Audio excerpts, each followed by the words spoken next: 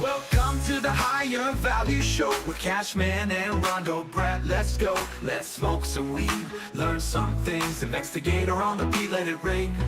We're here to open up your mind to the truth that you will find. So light it up and join the crew. Higher Values, we're here for you.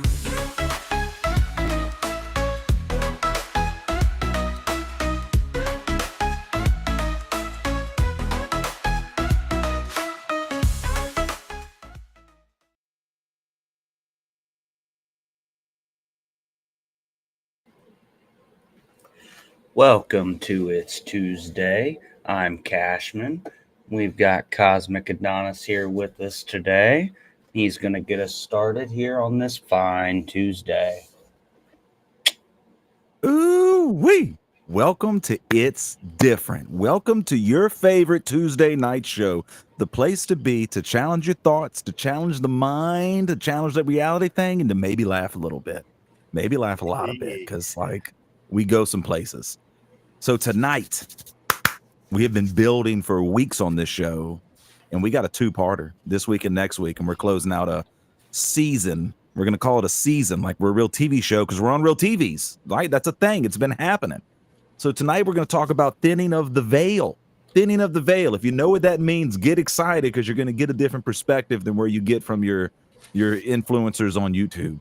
You're going to get a different understanding. You're going to get a different view, and we're going to see what it is to us and what it means to us over the next 2 weeks, and what we think that can kind of correlate into reality. All right, so we're going to get going here. I want to say what's up to Cosmo. How you living tonight, brother man? Doing good, man. I'm digging this new stream. Shout out to Cashman for getting all this going. It's so sick. It's so much better. No offense to Riverside, but fucking way better. Oh, no, fuck them. They're up there by T-Subs. Hey, but shout out to Teesprings for giving me this hat 3 months later. I ordered it 3 months ago, showed up, last week. I really appreciate that. So if you're looking at this higher values hat and you're thinking, man, I got to get one of those, sucks to be you, because we actually don't even have them on our current store right now. This was on our Teespring store. We might get it over onto the second store, but probably just going to leave these as limited edition just for us, because sucks to be you. It's like I might add super refractor. I might add a little something to the design and put a volume 2 out, but this one's probably gonna stay. These are only clean. Very clean. What is there 4 total of these made? That is the definition of limited edition. If you want this one, instead of me giving it to our producer who's backstage, you can pay me about $1,000, and I'm sure he'll let it go, and we'll split that. Yeah. Might even be a deal right there. If he says no, he said yes anyways. Talk Brad down to 800. I'm telling you that right now. Talk him down. Do it. It's not worth it. Don't do it. It's not worth it. 800 though, fair value. Cash, how you living today, bud? How you doing on Tuesday today? I'm good, man. I'm good. How are you? Hey, dude, bro. Today they got me today, bro. Like the back, the arms, the shoulders. Like I'm sore. My feet hurt. Came home and took a nap. I don't do that. I had to lay down, and my feet were just like dom, dom, dom. Bro, that poly plant, bro, that propane making plant, dude. We had some things going on. We had to do some equipment, some ladders, some valves that didn't want to behave. It was real. And then they're harping on paperwork, so we're very meticulous. Old Sean ain't doing nothing fast, bud. And I'm telling him, hey, look, I got to go take 10 minutes to walk back in and get this packet and walk back out. And you ain't even got to sign it. You just got to put it in your truck. But you ain't touching nothing until I make that walk. Like, we're going to slow it down. So that's where we're at. But it's okay. It was a good, kind of busy. Got my muscles in. Brad, how you living today, dude? So, gentlemen, the last 3 days, I've learned a lot about vehicles. Now, I did a little bit of proper diagnostics, and I was, testing electricity. My battery was a little low. Put it on the charger. It was having trouble staying charged. Not a problem. Battery's dead. Go take it in. They want to tell me it's fine. It's still good. And I'm like, listen, boys, this battery dead. It's on my charger. Won't maintain the 12 volts. I know what your system telling me, but it ain't doing what it's telling me. So I get the new battery in, the car won't start. So deductive reasoning, all right, cool. Let me test the alternator out. Alternator tests fine. So clearly it's got to be the starter, right? So before I even do the starter, I do the starter relay, check all the fuses and all that stuff, and then I go fork out the money for the starter. Lay on the ice cold ground, get the starter replaced. It still doesn't start.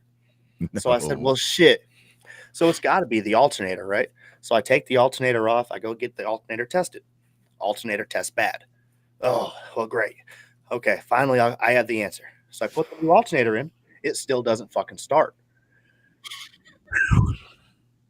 So Bruh. after diagnosing and troubleshooting, I found out there's something called a BCM, a body control module, I guess, for these 2007 Chevy Equinoxes. I guess this BCM controls the ignition and like the talking to everything inside there, kind of like your PCM does, but it's a relay from the ignition to that. And I guess that went out, and that's going to cost me like $600 on top of the other $600 I just spent for no reason. So I'm doing great. Bruh. You bought a new car. That's what you're saying, huh? Congrats, bro. Yay! So I want to let y'all know this. Cosmo was talking about the new stream service we're on. Was it Restream? I'm gonna make up a weird name for it. Restreme. But we can see your comments from like everywhere now, right? So you comment on X. I know a lot of people watch on X. We can see them. I don't think I can do a typing reply, but it's even better because then I gotta verbalize it and give you a shout out, and we can get into it, because I'm hoping tonight would be a night for questions, right? Because there's a lot of weird stuff happening. I mean, to me, it all started in 2018. COVID accelerated it, and 2024 has brought in a lot of thought-challenging moments for a lot of people to accept or reject. And we're going down this road, and that's kind of what we're going to get into. But I want to let y'all know we love the comments. We're here because there's an audience, right? We want to interact with y'all. We want to make it y'all show just as much as our show. We're going to do this circle hug around my head thing.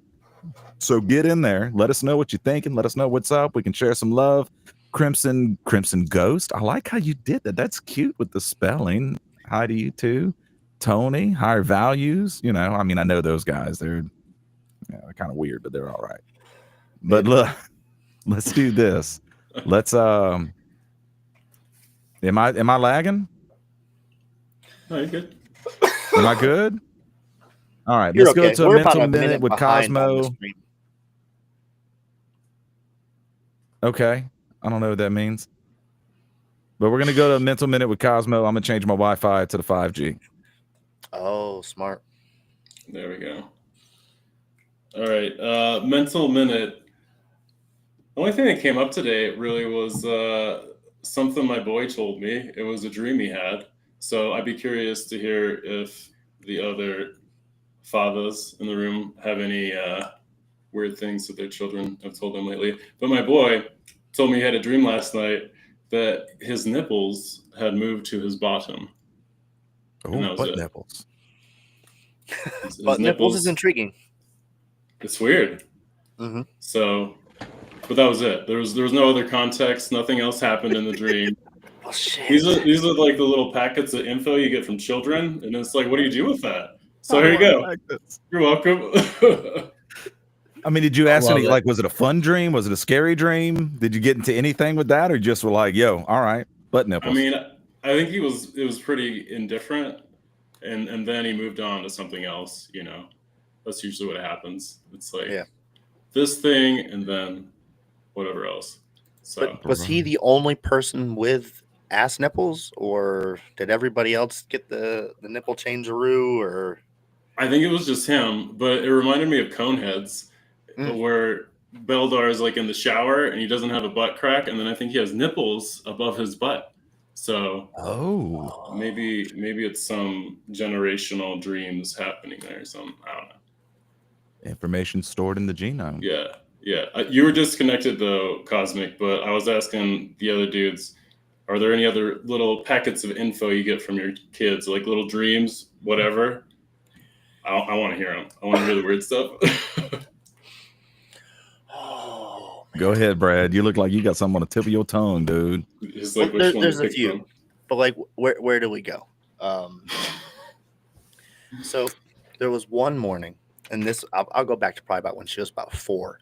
Um, I'm taking my girl to preschool, and she asked me after a dream that she had. Well, Dad, do you like boys or girls? And well, where's this coming from? And she was just being real shy about it, and kind of got it out of her, that she was just having these questions after a dream. But the more I got into this, the more I started realizing after that day, she was playing with her dolls in a what do you want to call that? A house type game manner, Yeah. where her stuffed animals now were becoming pregnant and Oh, things yeah. like that. So It's a lot of drama in that house. right. I mean, and that's what it's like being a girl dad. So All right. Bruh. It's a Yeah. bit different. Yeah, we go through like she'll have either her 3 or 4 like American doll knockoff dolls or the Barbies, and we got to go through all their names, and we have cool names, like oh yeah. well, we had McKenna Kate, we had Liv, we had Lily, then we had like Lestiva. We had because she was being silly, but like it gets creative, and that I love that about it because that girl's mind just goes, it's insane, man. We had to go capture meteorites in the backyard one day. They were falling from the sky, and we had to catch them. And she was like, "Oh, look, Daddy, my favorite planet, Saturn's coming. I'm gonna catch it." And she spreads her legs out like power stance, and she catches it, and then she squeezes it, and she puts it in my pocket. And she goes, "Here comes Neptune. Neptune's your favorite planet, Daddy, because that's my favorite planet." And I put my arms up to catch it. Hell yeah.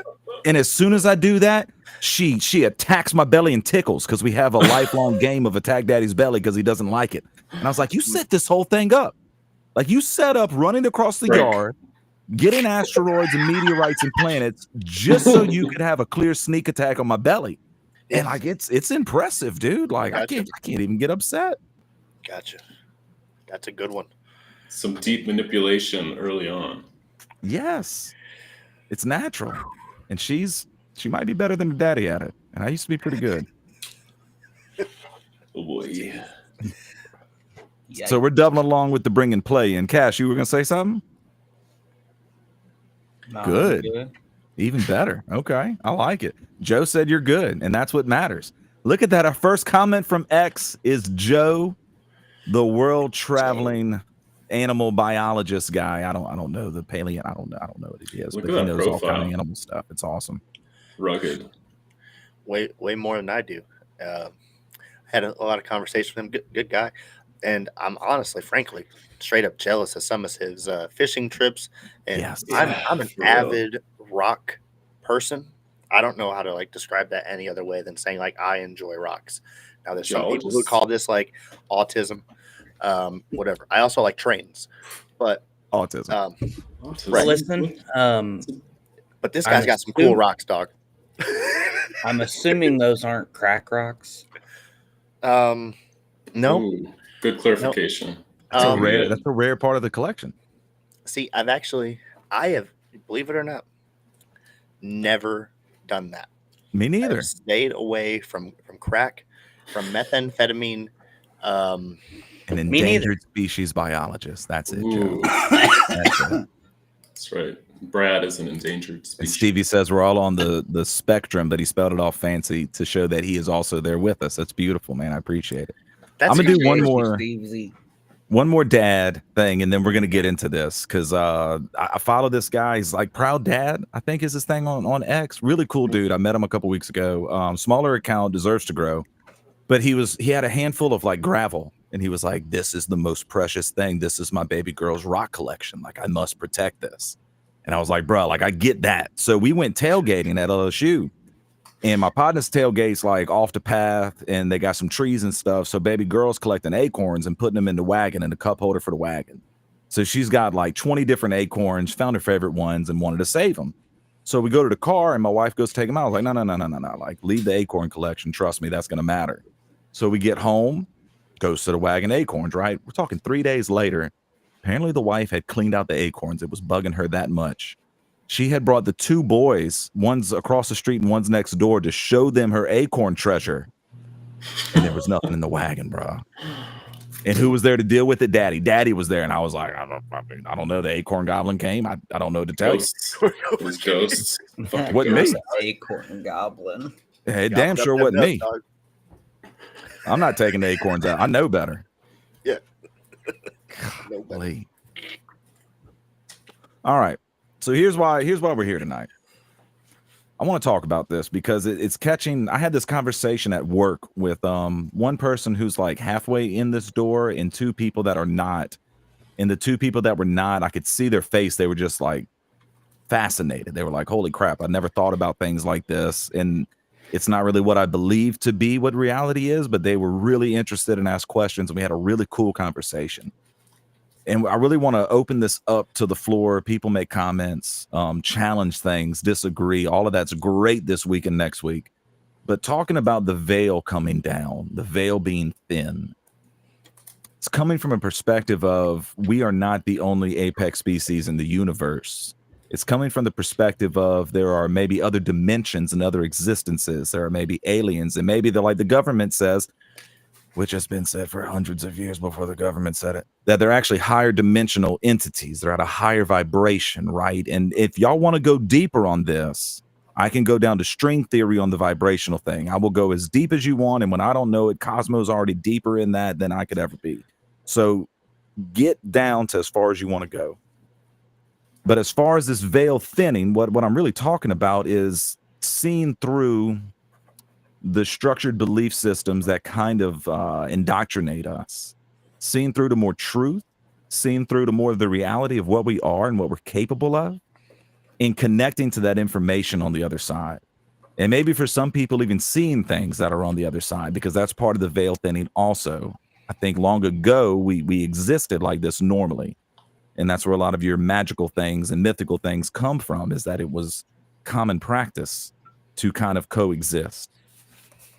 Go ahead, Brad. Where's this show at on dragons? That's been a hot topic lately. It wasn't discussed pre-show or anything, but where are we at on dragons? I'm a firm believer that that they existed in some capacity, and maybe the articulation was skewed a bit. I'll leave it at that, because like I don't know about the fire thing. I understand how it could theoretically work with methane gas and like what do you want to call it, like the electric eel, how it has like its little fucking spark sensory thing. Like that could be a defense mechanism where it could just be like it could just be farting fucking noxious gas with a little bit of spark behind it, or that gas or the burp could have been so hot because of stomach acid that it could have just melted people's skin and they could have done a representation of fire. I don't fucking know, but I do believe that dragons existed. Where are we at? One of y'all go, because I'll bring it back to the next step with the dragons when I go. All right, Brad. Well, do you mean physical dragons, or are we talking about symbolic mythology? What Dog, realm? I'm talking about fucking hopping on a goddamn dragon's back and riding that motherfucker like fucking. That's all I'm talking about. Is there a real goddamn fucking dragon, that fire breathing dragon? You know what I'm saying? Like Khaleesi is talking about Game of Thrones. Fucking dragon. So like a fucking crow. Ain't no dragon. Well, yeah. I don't know what they sound like. Oh my gosh. Okay, well, if we look at other cultures like around the world, there's a pretty consistent theme of dragons, and the way they look and function doesn't vary too much. You know, you got like the Eastern interpretation, which is the long, like Dragon Ball dragon. Western dragons are more beefy, I guess, and Harry Potterish. So I think it's less important thinking about them being physical, and I think more important to look at what they represent, and that is transformation. And I think that's why they've been used throughout history, because I think we're pretty primitive in our sense of like being very attached to the material. I don't think our cultures in the past were very attached to the physical, and that's why thinning the veil right now to us is a weird concept to talk about, which for our ancestors was definitely not, as we talked about October and Halloween Right. and where that came from, you know? That's got to be the So- longest no I've ever heard in my life. Yeah, I'd like to draw it out for you, Brad, because we get to learn together. I get That's a to lot talk of about lube. all this stuff over there, all that lube over there, you know? That's a lot of lube. I hear what you're saying. One of the things that fascinated me though, before Cashman goes, like the I think it was called the Haas Eagle, was one of the things I remember learning about, and I clearly can't really remember the name. Pretty sure it was Haas, Haas. Like in New Zealand, this motherfucking eagle would come and pick up little tiny kids and was like at a 14-foot wingspan. Yeah. Like it was a massive fucking thing, and it went extinct because they actually had to hunt it out of it, into extinction because it was a threat to their kids. Oh, wow. So like this does kind of fascinate me because like in theory, let's consider there was dragons like what 4,000 fucking 40,000 BC. Like how do we know? Brad, Like let's go down that road. You want to go down that road? Okay. that's where I'm at.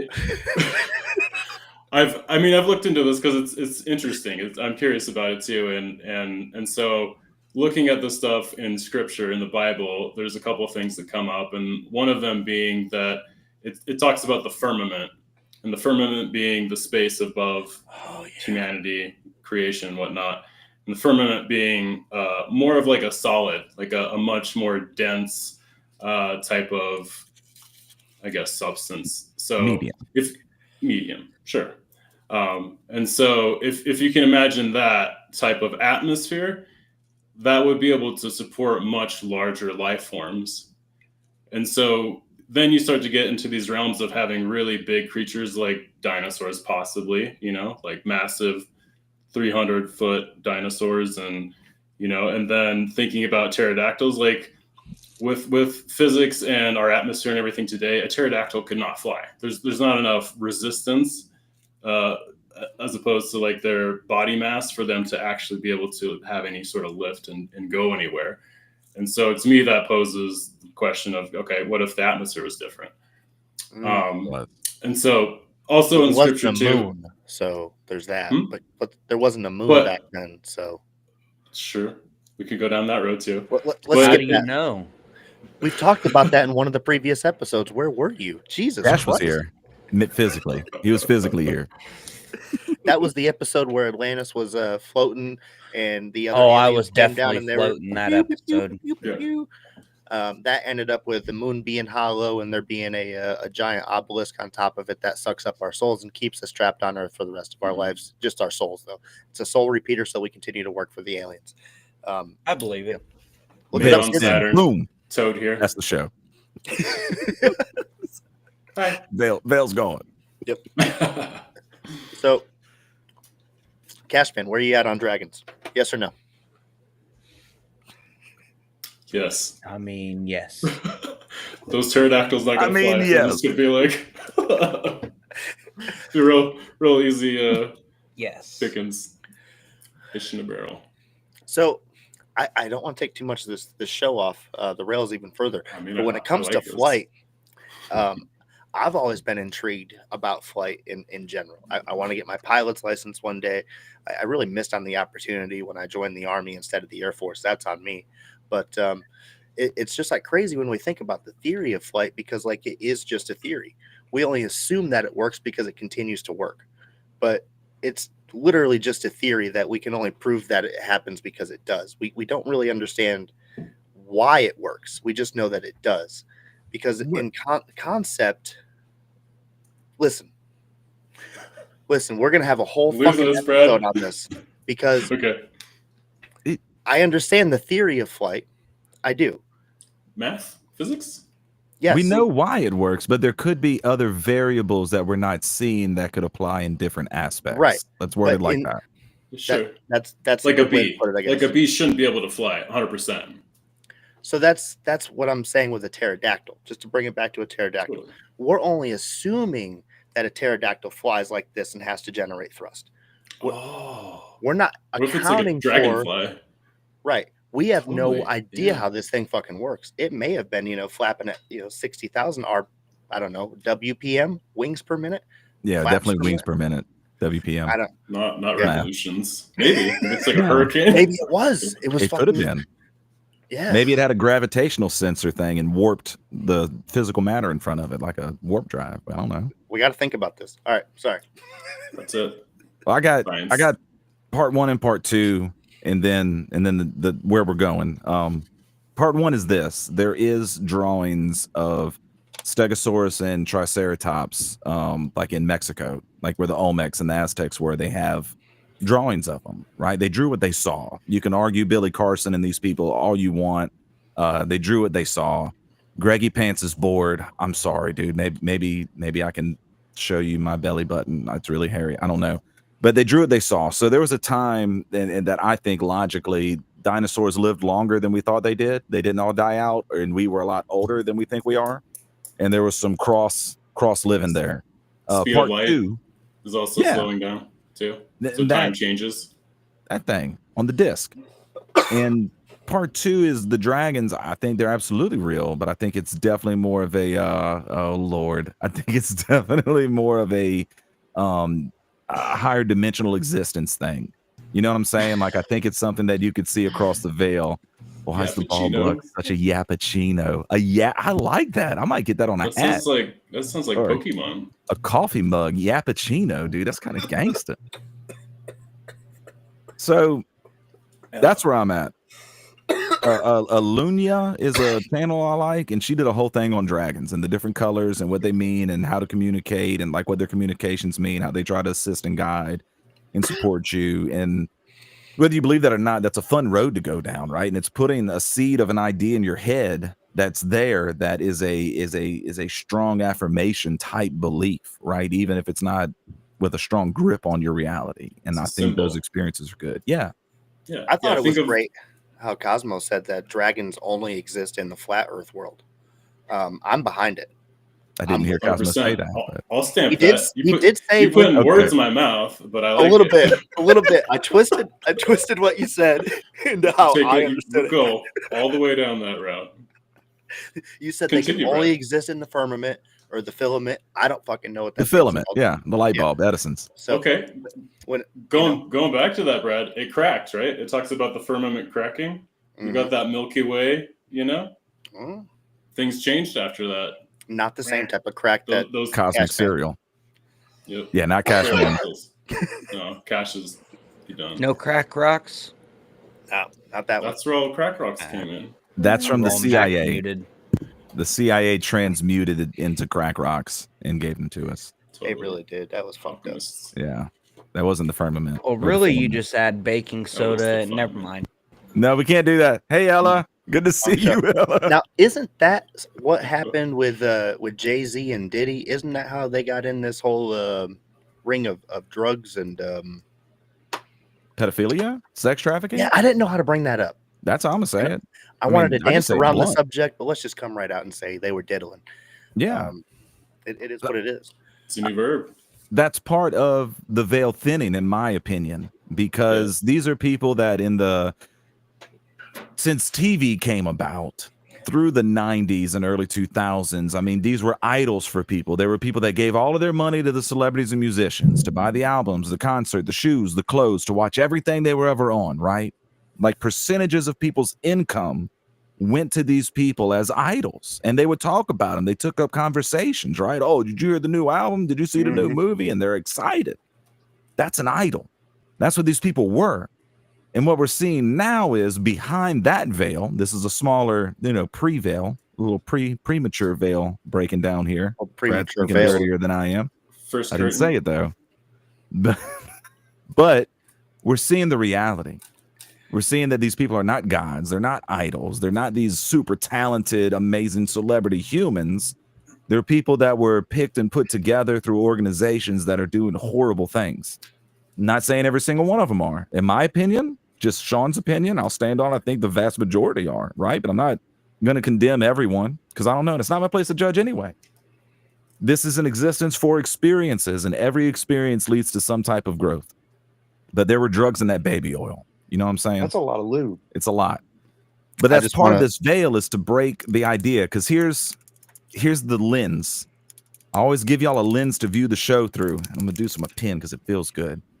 Here's the lens: the power of the collective belief system. There was a time where people would be like, the most powerful thing on the planet, what is it? Oh, it's a bomb, it's a tank, it's an aircraft carrier. And they'd be like, no, bitch, it's an idea. And I'd be there like, you're fucking stupid.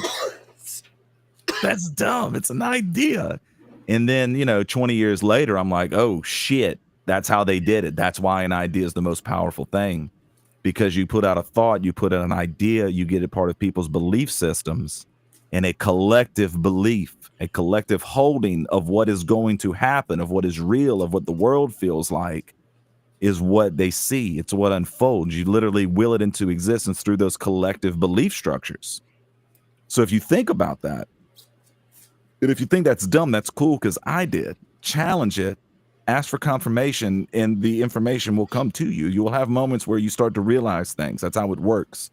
I can't just say, oh, in 10 years of blah, blah, blah, this is this. Well, no, it's not going to mean nothing to you. You have to do it. You have to go through some of it. You have to do some of the work to get the realizations, and you got to want it to be able to do that, right?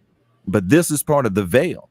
Part one, I think, is our false idols crumbling down and seeing that they're no different than us. They're no better looking because they got a ton of makeup and maybe that adrenochrome, maybe that stuff, the QA9 we're talking about. Or maybe other things that we don't know about, right? It's not that they're these insanely good looking or talented people. I know people that sing just as good as any of the motherfuckers on stage when you ain't got a whole studio behind it changing all of it. So, I mean, Greggy Pants, yeah. I probably wouldn't go that direction. I would probably prefer to be the one to shave and you try me out, but that's just me. We all have different preferences. Honestly, Brad's gonna fuck you and your girl, to be honest. I was gonna say, like, that's my go-to. If you've always wanted to know, I'm not Mr. Take Your Girl. I'm Mr. I'll take you and your girl. Established dominance. Just look you right in the eye. Like, listen, we're gonna have a good time. I'm definitely gonna have a good time. And it doesn't hurt me. So, and it doesn't hurt me. What does that mean? That's what I always used to tell people, because like I used to be an EMT, and I also used to work urgent care, shit like that. So like I take blood, and I always used to tell people, look, if they were scared, hey, this isn't gonna hurt me at all, and they would always fucking laugh, like right. Just loosen them up just enough so they're not so tense, and let's just get this fucking. It's just a little prick, baby, and this same concept over here. It's just a little prick, and we're just gonna boom be in and out, and dog, it's gonna be over with. I like it. But then inside, they all wanted to stab you, I'm sure. They're like, God damn. Ain't gonna hurt me at all. Just a little bit of baby lube with some drugs in it. There you go. But I think the celebrities falling down. I think the UFO drone UAP sightings that we're having, we don't know what they are. Some of them probably are higher dimensional beings, in my opinion. The Galactic Federation is something that's said on the news nowadays. I was a batshit crazy person for bringing that up in conversation 8-9 years ago. Oh, man, 1999, 2005 era. If you were talking about aliens, you were a fucking total stoner, a fucking crazy lunatic who needed to be in a nut house where they were putting you in a padded cell. That is what life was like fucking almost 20 years ago. Just straight up. I remember that shit. And now it's becoming mainstream. It's becoming accepted. Right? The other parts like that's assassination on the healthcare guy, on the United Healthcare CEO from Waluigi. And we don't even know if it's him. I don't think it is. It wasn't him. It's so I think, man. I think Wait it's a part minute, of are you talking about Luigi some kind of game from the video game? Yes, No. Waluigi killed the CEO of United Healthcare. Right, but they got Luigi, but it was Waluigi. Yes. That's the thing. Ooh. It was his clone, his evil Yeah. clone. Yeah, but it's all supposedly because he had like a bad back surgery and he just freaked out for some reason. And why would you go straight for the CEO? It's like a Hydra. A corporation is going to just like replace that CEO immediately. It I heard did. Nancy Pelosi is behind it. That's yeah, what I'm well, thinking, supposedly, yeah, he was gonna do some whistleblowing about some insider trading. Right. Maybe, possibly. And isn't it Nancy funny Pelosi? that Mitch McConnell took a fall down a flight of stairs? Yeah. All in the same week. So this All is in that the veil. same week. This is It that did veil kind of coming make down. Blue Cross back up on the anesthesia they weren't going to cover, right? For the time allotment of the surgery. Oh, it's a 30-minute surgery. You get 30 minutes. Surgery runs over 10 minutes. No anesthesia for the last 10. And they capped like, that look, dude, and they're like, you know what? We're not going to do that. Look, that would affect me big time because like when I went in for my shoulder surgery, they gave me that fentanyl, and like that doctor came in an hour later and he's like, "Why are you still awake?" And I'm like, "Doc, what are you talking about, man? Like, if y'all want to do surgery right now, like we're good. I can't feel nothing." And he's like, "No, that ain't how the." So they gave me another round of fentanyl, right? And like What? maybe it was only a half, Dude. and like now I'm just flirting with the nurse. Like I'm fucking gone. But I remember like having those conversations with her, a little inappropriate. She stayed. I'll say that she stayed. She's like, I'm in it. So I go back, you know, they have me on the table and they start gassing me because they're like, nah, he's going to go out. So 10 seconds, joke's on you. After about a minute, they call in the head anesthesiologist, and then she comes and she does vitals, all this stuff, you know. Comfortably Numb comes on the radio, and I'm like, man, this is great, guys. Like, y'all can just do it right now. And, you know, they had the nerve blocker and everything. So I'm telling them they can do it. But anyway, so the head anesthesiologist, she plugged something in my hand, and boys, let me tell you, 5 seconds later, I was done. But an hour after that thing, as soon as they put me back out of surgery, and I was supposed to be resting for the next 2 hours, sleep, because I'm the type of person, I have like ADD, 88, I don't know, I'm fucking crazy. I got up and started walking around that hospital talking about dapping people up like, hey, good surgery in there, doc. Appreciate you. And they're like, no. You got to get back to bed. Here's the game scalpel. You got too much love, bro. I'm like, love, much love, dog. Appreciate you. Appreciate y'all. We did good in there.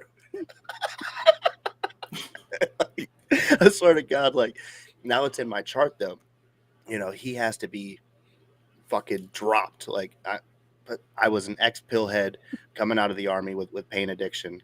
And like that, it doesn't really faze me anymore now. And I'm also, whatever, you know, a little bit bigger. But it's just, I couldn't have that. I need my anesthesia. Don't be charging me extra or just cutting me off that thing. Not when we're going in for surgery. Whew. It's brutal. I just like telling the doctor, you know, I think you'd be all district, maybe all state. You did great. You know, give him that home kid high school. Dog, I almost gave him a Gatorade bath if that thing was there. Just dump that shit on him. Oh my goodness, bro. So I can go up and down. Ready? Oh, with you, the guy who stands up for a living. I like it. Oh, look at that. He can move it. Cosmo, keep putting that camera down, son. That's what I'm talking about. I'm about to start shaving. Oh, at first, it's a different kind of show now. Oh, forget the veil. At first, I get sleepy now, though. Comments. Yeah. Now these are the best comments of the show. I know. I'm in love with them. I don't know who Greggy Pants is, but I like him or her. At first, I thought he was a heel. No. Now I see he's the biggest fan that we have. I love it. Thanks, Greg. Appreciate it, Greg. I feel much better. I got money. This is one of the guys from work that I work with on an alt account, or it's Steve Z on an alt account. That's where my money's at, but I don't know. Is it no hand wash guy? No, he doesn't know about the show. Okay, I wish he did. Maybe wash his fucking hands. He says I'm the only fan you have. Well, that's gotta start somewhere, Greg. Cooked us. It's more than zero, though, dude. He's actually from London. How would you believe that? Oh shit! Prove it. You obviously know I'm not in London. All right. So what I'm getting at is these are the kind of events that trigger people to change their mindset. Bullshit. Get him. My boy from the NOLA. He's from the NOLA, bro. I'm talking about big one ain't midget, boy. That dude's buff, bro. He gonna find you, Greg. He gonna find you. Me and One Angry Midget gonna tag team box Jake Paul and one of them influencers for 15 mil. That's what I'm asking for, because I'm gonna take him. I got a quick jab. Anyway, God dog it. Have a good night, Greg. Love you, Greg. Love you, these kind of occurrences are happening rapidly and heavily right now, because you have to have these things to change the belief structures, and you have to have them to change these societal beliefs. So I'll ask you, Cash, Brad, Cosmo, for yourself or for your view on society? What is the strongest, most deep-seated, gripping belief structure that gets into people that people have? It's almost a curse word for the four of us, but like, what do y'all think it is? For me, religion. Okay. We can Yeah. get into that. Religion. Not like it's Religion. We're giving it to as a kid, right? And you're told that like this is how you're supposed to believe and think and be for your entire life. And if you're in Western world, you know, over here in the Americas, like you're told, if you don't believe this stuff that I'm telling you, son, daughter, you're going to burn in hell forever. So it plants a pretty deep fucking seed. Yeah. And what happens through Fear. that is the collective belief of fear gets breeded into everybody. So if it's different, it's scary. If it's not in my structure, it's wrong. It's scary. And the mind closes. What is your mind? Your mind's a fucking antenna. It's a receiver. Your mind is not generating thought. Your consciousness is. Your mind is a reflection of where you're at on this vibratory level and what kind of information you can access. So these events happening are to break down your belief structures. They're to make you challenge everything that you're seeing. Not saying all of these conspiracy theories are real or they're all fake. I don't fucking know. I mean, I know what I think, but it doesn't matter. The point is to break down you on your belief structure and build your own. Build what serves you. That's not saying I grew up a Christian. Well, I don't believe in God anymore. Fuck all that. It ain't real. That's not what I'm saying. I'm not asking you to change anything. I'm asking you to challenge it. You might reaffirm a lot of things. You might reaffirm 80% and change 20. And that 20% might change your entire life. It might change the entire way that you view reality. It might change the entire way you respond and react to all of this stuff going on. Because I'm going to tell you this, Cosmic will stand on this source right here. It's just starting. We got 3 years. Through 2028, it is going to be a roller coaster of a world.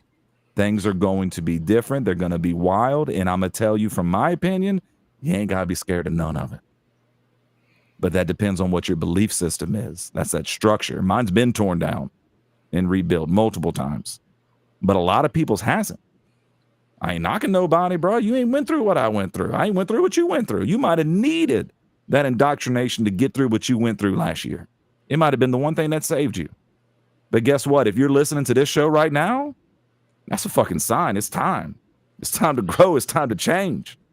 It's time to figure something out. That's my little preachy point.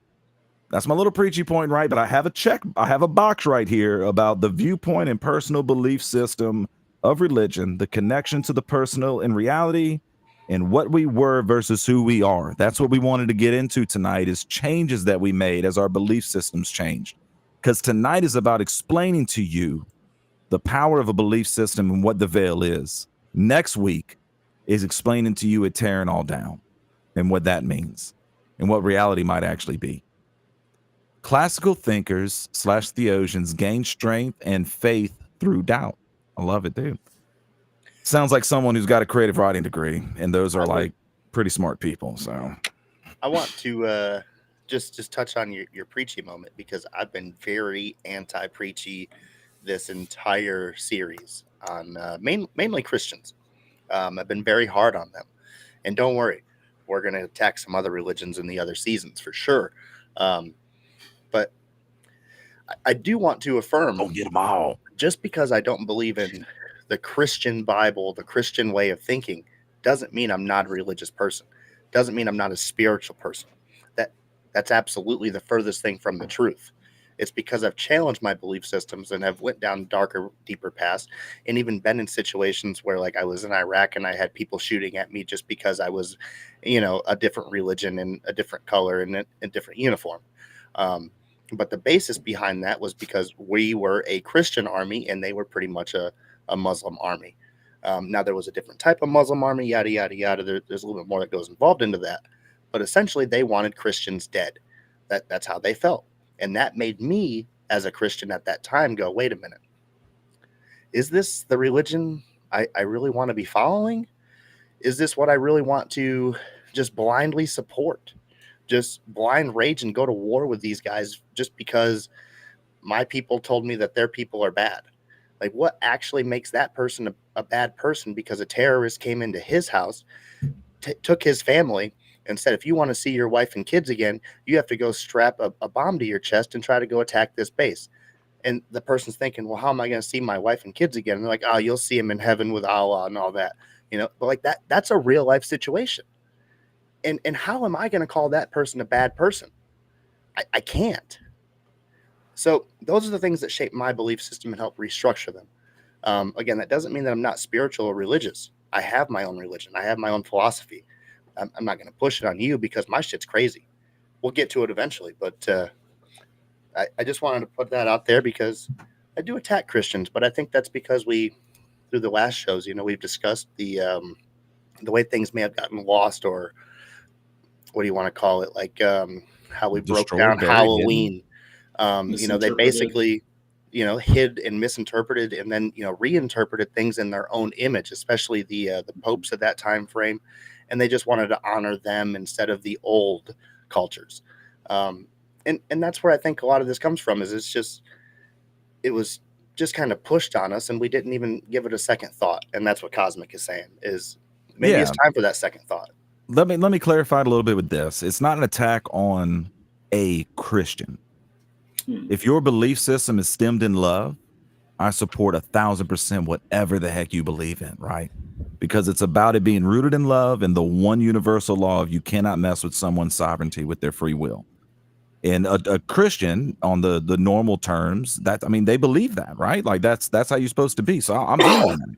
What I get at is the belief structure of the oligarchy of that religious structure, right? Of the old school Catholicism or modern Catholics, but like the structure of the religion, not necessarily people following where their heart is. I want to make that clear, because this isn't meant to like trigger or attack, right? A person. It is meant to trigger or attack that system. Like I'll straight up say that. I have no qualms with that. But Cash, where are you at, bro? We've been saying some shit, dude. Where are you at right now? I'm at the same place I am every Tuesday, where I just have to sit here and let y'all go.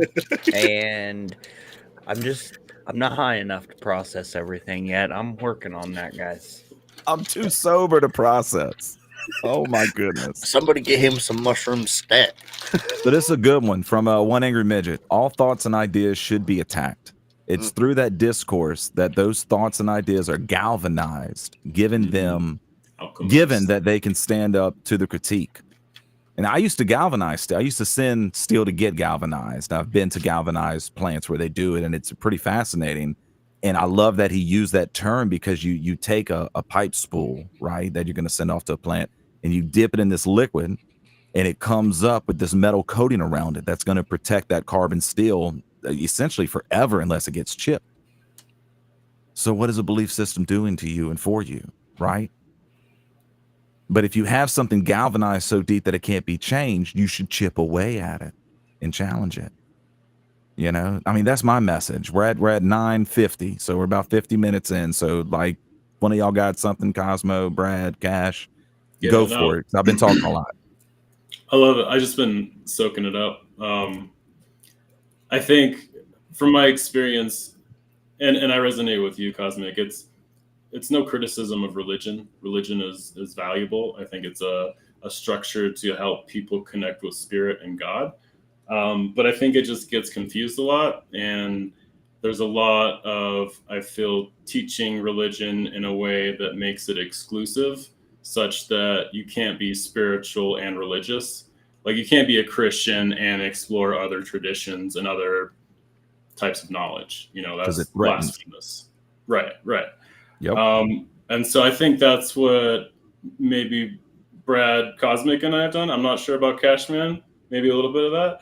But I think when you start to explore on your own, then you start to get experiences. And like Brad is talking about, when you're in a wartime situation and shit hits the fan, you really have to rely on God. I think it's like being put in situations where it's not like a theory anymore. You really have to put it into practice. That's what really builds your belief system. And I think that's what can really chip away at your belief system.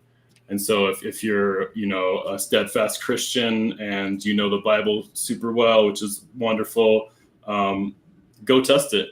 Go out in the world, see how it works, teach it, really live it, and then you will get your belief system. Then you will get your gnosis. You will get your knowledge through experience.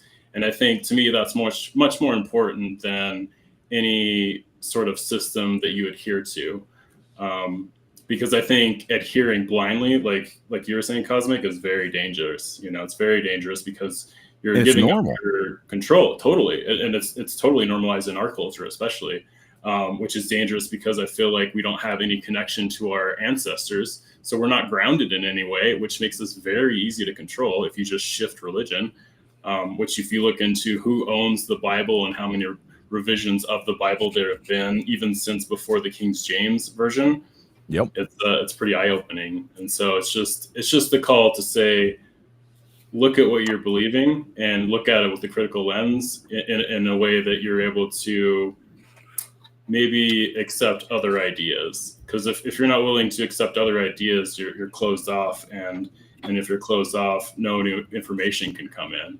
And so then you stop growing. And if you think about in nature, something that stops growing starts to die. And if you're dying inside, you become, riddled with disease, it manifests, So I think that's where religion can become very dangerous, is when it stifles people, when it actually does the opposite of what it's supposed to do, and it disconnects people from spirit and from God. That's when you become sick. That's when you die. That's when you stop really living. You become depressed, So, yeah, I'll stop there. I can keep going. But we will. We take a quick break at 1 hour. We got a potty, change some camera batteries, but it's different. You're listening to It's Different, watching It's Different on a Tuesday. I want to share this before we go, because in the second hour, we're going to get into how the religious structures affect government, laws, society, your daily life, advertisements, business hours. Me and my wife had a conversation where I'm going to get into it about business hours, how the church affects it down here. But wait. I thought there was a separation between church and state. Yeah, so did I, but there's not. Listen, Bubby, there's no real such thing as separation of church and state. They just make that illusion. Look at Cash dropping some dimes tonight. I like it. So I want to share this because we wanted to get into your belief systems before and after and how they affected you. I've almost died twice, in my opinion. One time physically, I almost died in my early 20s. And then about 2 years ago, I thought I was going to die. Like, I knew I was going to die. It wasn't one of those, like, something might happen. It was like, this is happening and I'm probably gone. And my responses were vastly different. So early 20s, I did a lot of drugs, right? And they had the spice that came out. And that gave you a little bit of the mojo in the Blue Bayou, gave you a little bit of some visuals, right? Kind of like shrooms. And I played music with them a lot. So this time I decided to mix them and smoke them both together, which I highly recommend. Never do this stuff. I mixed them. I took a couple hits off this bowl. I go on my balcony. I was third story. I was playing some music. It was freaking great. And then all of a sudden, I felt low blood pressure, like almost like my heart wasn't pumping. I went lay on the couch. I had 2 roommates there and my roommate's girlfriend. And I started feeling cold by my fingers and toes. They said that my face had gone from purple to almost like a greenish yellow by my cheeks and my forehead. And my one roommate was like, hey, I'm calling 911. And I said, you put a 30-second timer on your phone and you wait, because he had a smartphone. I didn't have a smartphone. And I did some breathing and I did some focusing. But during this moment, I'm thinking like, dude, you might die right now. And it was fucking scary.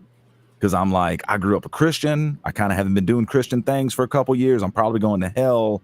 Like I'm not in on this. And the breathing settled everything out. My heart caught up. It was good. I was fine. We didn't have to call 911. So a couple years ago at work, they lose everything. They lose all of their eyes when they're controlling from the computer stuff. And I know in the back of my mind that this is most likely a hack, because if you hack into an oil refinery, you can pretty much blow up the city. Actually, like more than that, it can be dangerous. And they made a call. Nobody go outside. We've lost all controls. We're flying blind. Lock up until we can get this figured out. And my controller comes over the radio right after. Hey, Sean, I need you to go get pressure readings on pressure gauges so I know where we're at. And I'm like, oh, fuck, great, right? So I go out there because it's my job. I signed up for this job. I'm going to do my job. And when you're a process operator, the sounds and the vibrations of everything around you become your normality because they're very different. And at one of these moments, all of the sounds dropped out as if shit had shut down, and all of the vibrating in my body from all of these loud noises simmered down. And I was like, okay, like this is it. This is it. Like someone got to something, they ran some pressures, like this is where something shuts down and everything's about to blow up, and I'm in the middle of like the death gas is where I'm at. And I knew I was going to die. I was like, if this is happening, I am about to die. It's going to be quick. But I was at fucking peace. I was at peace. I had no fear. I have no fear. And to this day, I have no fear of leaving this body. The only thing that kind of would hold me a little bit is I don't want my wife and baby girl to have to go through this existence without me, right? Because I want to be there to be a part of it. I want to be there to help and support, to teach, to learn. I want that experience. I don't want them to be alone. That part sucked. But outside of that, the belief system I have nowadays, no fear, complete peace of what was happening, and an understanding that if this is what's going to happen, then this is the path I came down here to go through. And they came down here to go through the path of losing me at whatever ages we're at and to experience life as that. And that put me at peace with the part I didn't like. That's powerful. That's very powerful. So imagine having those two experiences, having that relationship with death change. How does that affect the way you live? That's some strong shit. What do we got? Oh my gosh, what do we go? Serious I think question the comments here. just got Brad.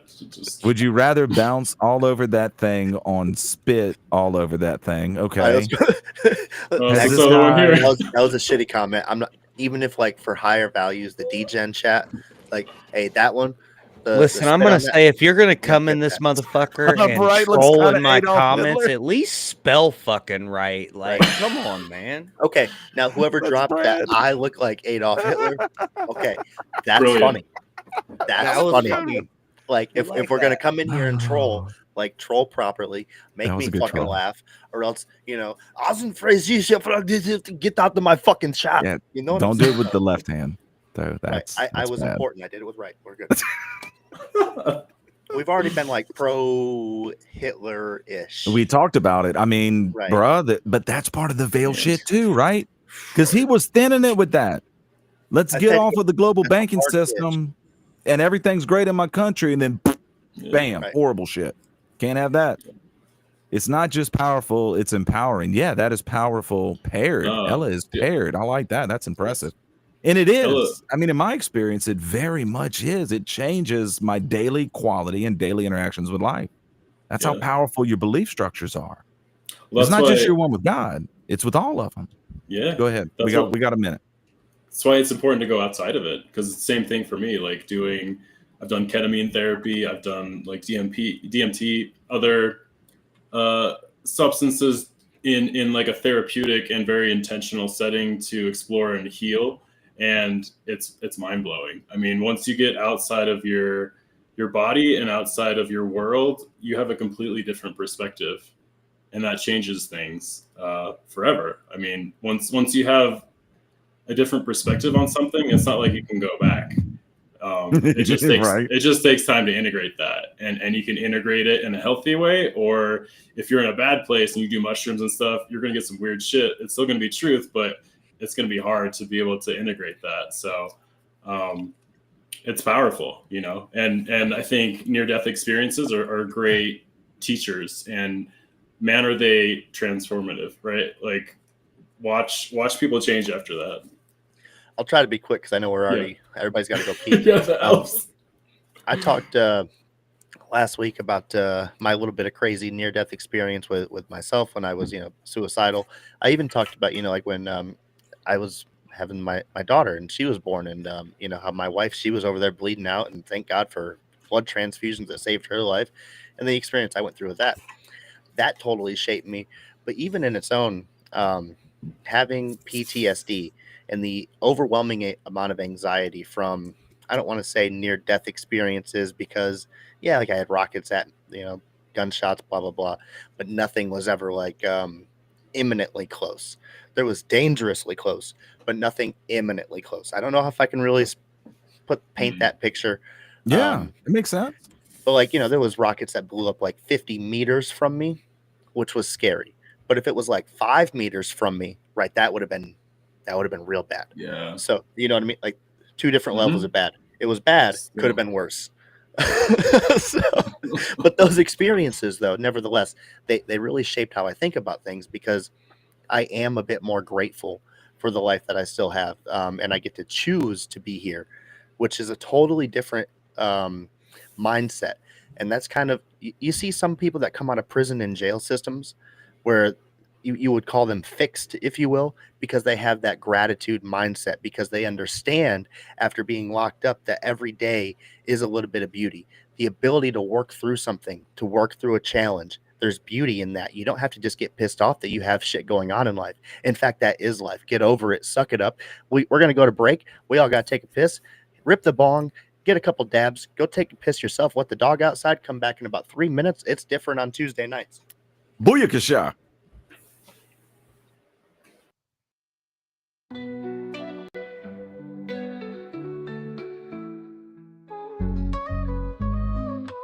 Toasting to the highs with every sweet drink. Hot knives that alchemists watch the world blink. Beverages so fine they lift you above. With THC, honey's a potion of love. Raise up your cup, let the good times flow. Hot knives got the secret, come on, let's go. Come on, let's go. Roll it up, light it right, let's ignite this night. DOS filters got the goods, everything feels so right. From carbon to the paper, every puff pure bliss. With the roller in hand, I just can't resist. Ease your mind, elevate your vibe. DOS filter, the choice you make. For the pride.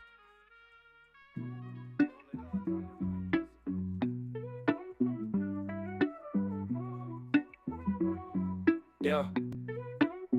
First step in the game, we innovating and creating. Chiba Pest the name, got the flavor that we're facing. High quality vibes, NFTs with a twist. Grow your own herb, it's a cannabis bliss. NFTs with utility, it's more than just a trend. Chiba Pet's the vibe, coming right with the best. High quality dreams, we're above all the rest. NFTs shining bright, in this garden we trust. Grow your own herbal kits, it's a must or bust.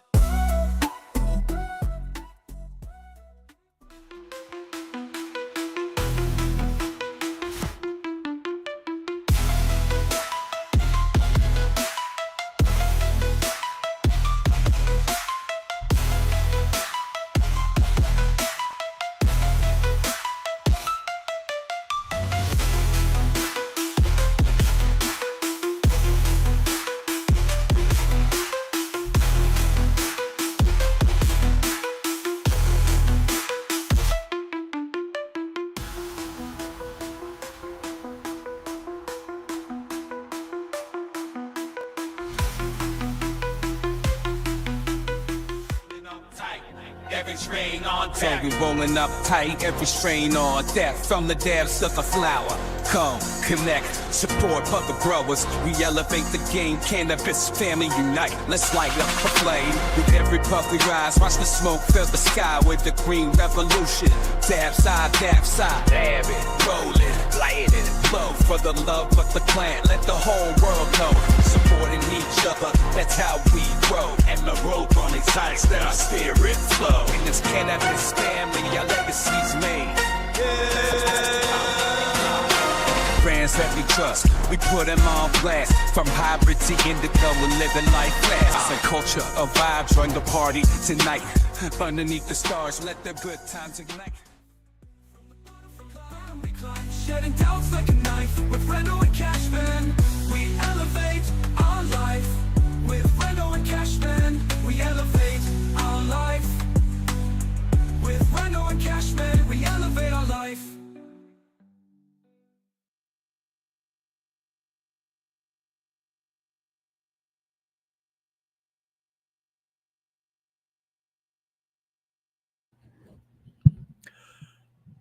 Oh, and we're back.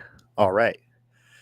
Well, as we stumble in here, I feel refreshed. You stretching, bro? A little bit.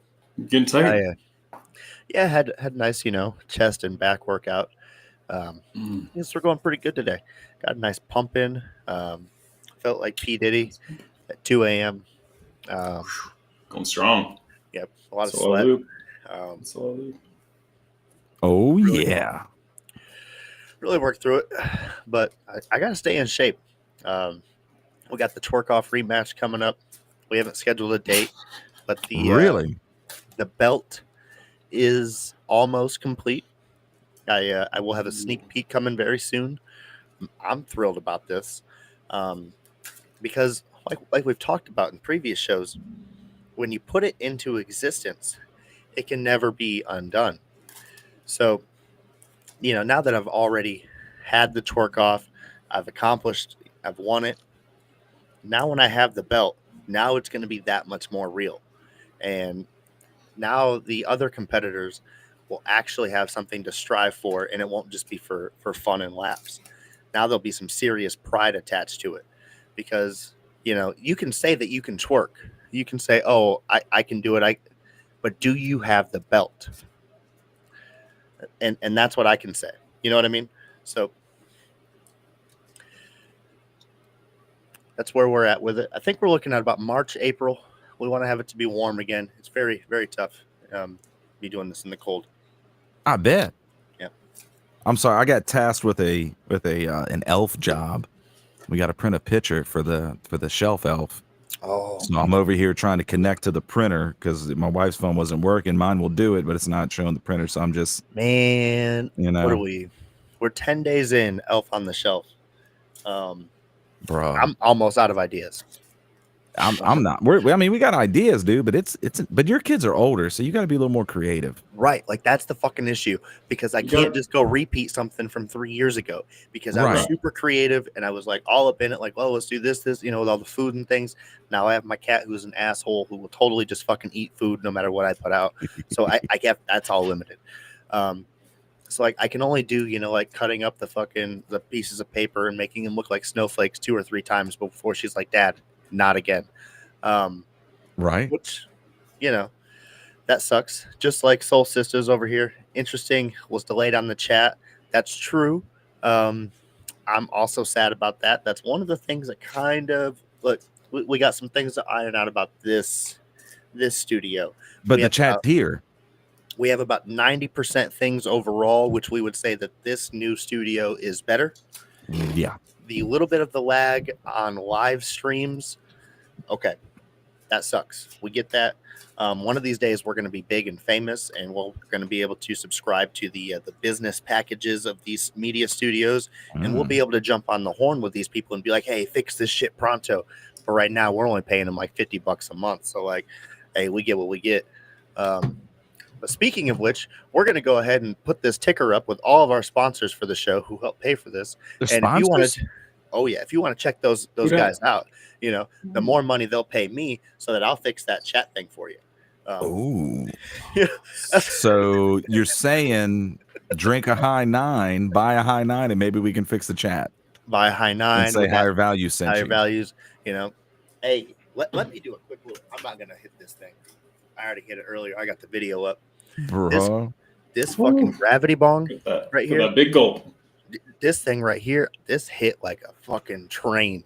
And this was courtesy of Glass Station. Now, higher values 10x, all caps on that higher values. That gets you 10% off on anything at their shop, including that gravity bong.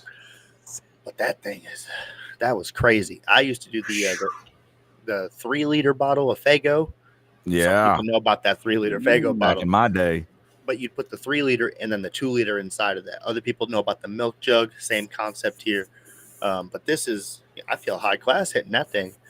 But So I mean, back in my day when I used to do that, I'd get a iced tea pitcher because down here in the South we all got an iced tea pitcher in a 2-liter. I filled up with water and ice, right, and then I put the bowl on there with a little rubber gasket, and then fill it up, and then just crush myself. That's how I used to do it.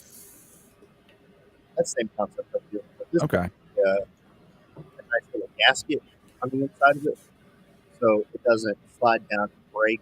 When you pull it, it's slow puller, so it slowly pull it, so it fills up volume and really packs that thing. And it's just that thing got milky as fuck quick, and I said, "Oh boy, I'm in trouble," and I was. So that's why I'm not going to hit it live on the show, because that's going to be a fucking bad night for me. We just got a comment that said Omni Love. That might be cooler than being on a TV. It's a pretty strong word right there. I don't. What do you think, Brad? I'm trying to figure out what Omni Love means. I don't know Brad, what these words no. mean, man. What does it mean I work to you, on Brad? trucks. Look inside and ask little Brad, what does Omni Love mean? I know what poly love is. I bet you do.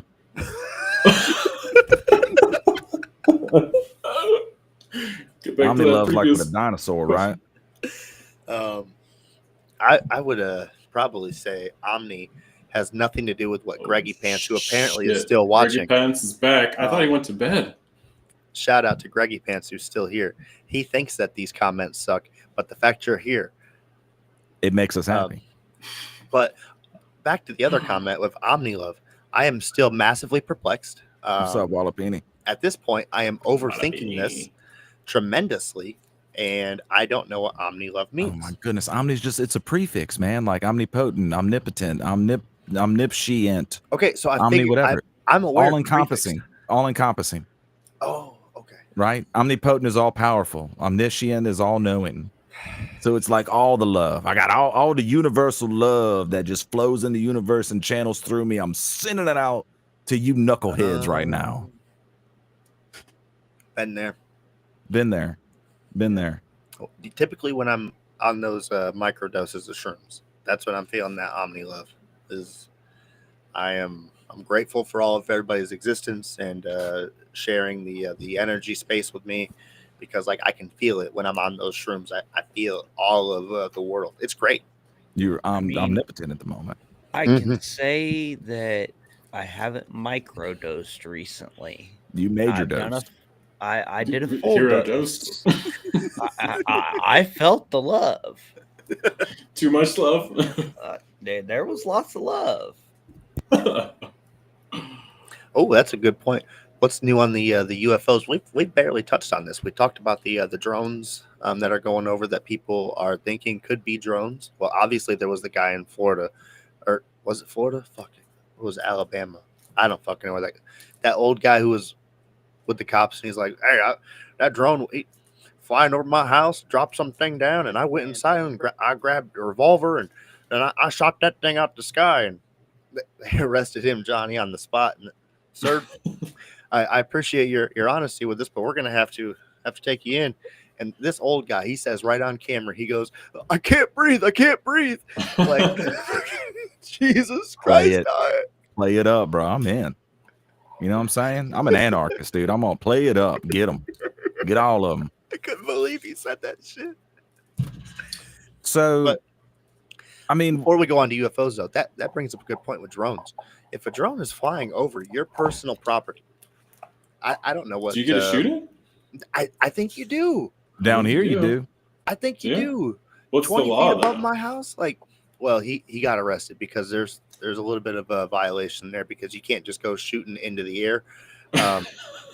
People do this on like 4th of July and New Year's Eve all the time, and they need to stop that shit because bullets go up, but they go down somewhere. That's a whole fucking thing. Right. But if there's a drone, like, I think we shoot. Now, I have a 22, and I have BB guns. Avid BB gun person for my daughter.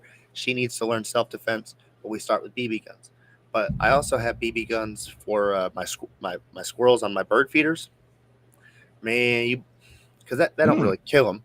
You know, I could get a CO2 and, you know, put some, you know, foot per second behind it, but I just do 2 pumps and just, you know, get off my fucking bird feeder, squirrel. And, don't 3 pump them. Right. But, you could just put some peppermint oil on it. I put the chili pepper in there. I put cayenne pepper in there. No. and better. then the mint, that seems to work, but It's got to be peppermint oil. They're definitely boy. allergic. I had a squirrel for 12 years in my house, and I wanted to use it for my garden, and I couldn't because the squirrel would run out to it. I was like, it But feels like I've every used it on time gardens without the rains, squirrel. They can't come. City squirrels. I wonder if I can put it like inside the feeder on like a ball of like cotton or something, maybe. I don't know how that works, because like it seems like I tried putting that stuff on the tray, and when rain, it just kind of they keep coming right back. But Okay. I'll fucks with it again. I think you need to build an elaborate system that gets them away, and you need to film it so that we can all see it. Well, I'm thinking about just eventually when gardening in harmony, whenever that thing takes off more, when I get time over there, start building some birdhouses on the side. And if I ever get on this, for every birdhouse, I'm going to send a squirrel feeder, because like just put the squirrels 20, Just 30 separate feet them. away. Yeah, just Segregate. Distract them. right. Be the government. Just understand. Separate them and make them angry. That's right. Be It the is what government. it is. Go ahead, Brad. Yeah, it's fine. It's all So- going to be okay. One angry midget's got up here, says it's most likely state sponsored. Given my previous experience, I bet it's red team versus blue team. It's probably us checking our own capabilities to evade and or to locate and track. Hey, that's Possible. exactly what happened in North California when they had that goddamn earthquake, and then there was a tidal wave, and then they spun up the old fucking Harper-Rooney, and they shut that fucking tidal wave right down. Thank God for that. So that's So what I'm here's what I'll get at. Here's what I'll get at, and we'll get on this for a little bit because we probably should, and then we can get to like the meat and potatoes of hour two, and get where we need to go. But I think this is all part of two things. I think it's part of the veil thinning. I think it's part of actual Galactic Federation, higher dimensional beings starting to say, "Hey, we're here." Get an idea of it, get a concept of it. Don't be afraid of it. Start to open your mind to these possibilities. Because you need what have we talked about? You need a large collective belief for things to exist. You need the collective belief for things to come in and be okay and for them to happen. Part two of this, and if you ever got into Project Looking Glass, I did years ago, went kind of deep on that, or just really into the government at all. Let's say that what Sean is saying is real. Let's say that that's what is happening right now. What would the government want to do? They would want to control the narrative. Right? Because if something's happening that's going to liberate people from indoctrination and give them free thinking and give them their sovereignty back and let them have a belief system that fights against the oppressive system, step number one, if I'm the oppressor, fuck you. I'm going to control the way that this is happening. I'm going to control the narrative here. I'm going to spin it to my favor. I'm going to seed it with fear. I'm going to seed it with confusion. I'm going to seed it with distrust. Which what is happening about it, bro? There's confusion and distrust all over the place about it, right? Because we don't know. Some of us do, but like we really don't unless you've had that one-on-one experience. And for those people, they've had an unlocking moment in life. So they want to control the narrative. That's what I think. I think that puts you right in the loop. Saul, my boy, up there in the ice, bro. Good to see you, man. That dude's living like an Inuit, bro, and I respect it because he's a Caribbean dude living like an Inuit. That's like a Cajun up there. That's a whole nother world. The orbs, maybe most of these off the eastern seaboard is not that through. There's something there. He meant something.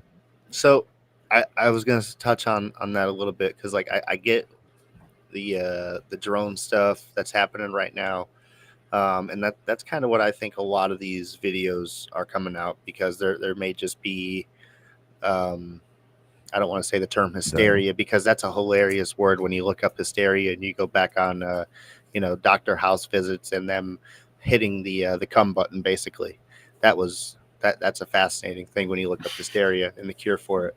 But the hysteria that's happening around drones right now, it's kind of scary. We don't know if anytime there's a drone coming over, if it's another Chinese weather balloon or if it's a kid trying to spy on us in our bedroom, having sex with our wife and making a porn video out of it. We don't know. It's kind of scary. And it's also scary when somebody says, on the TV that, there was a drone floating over his house and it had some sort of thing that dropped down, and I forget how he described it, but he said there was like a rope or something that came down and dropped something off, or either picked something back up, and that's when he went inside and grabbed his gun to shoot it. I forget the whole story on this, but that was a funny one. But at the same time, like if I'm seeing this with my eyes, I'm shooting it. But like on these orbs, though, like that's when it comes into these higher dimensional beings and things that I would say exist on what we talked about, like the ley lines and stuff. Yeah. And the Yeah, Bermuda sacred. Triangle.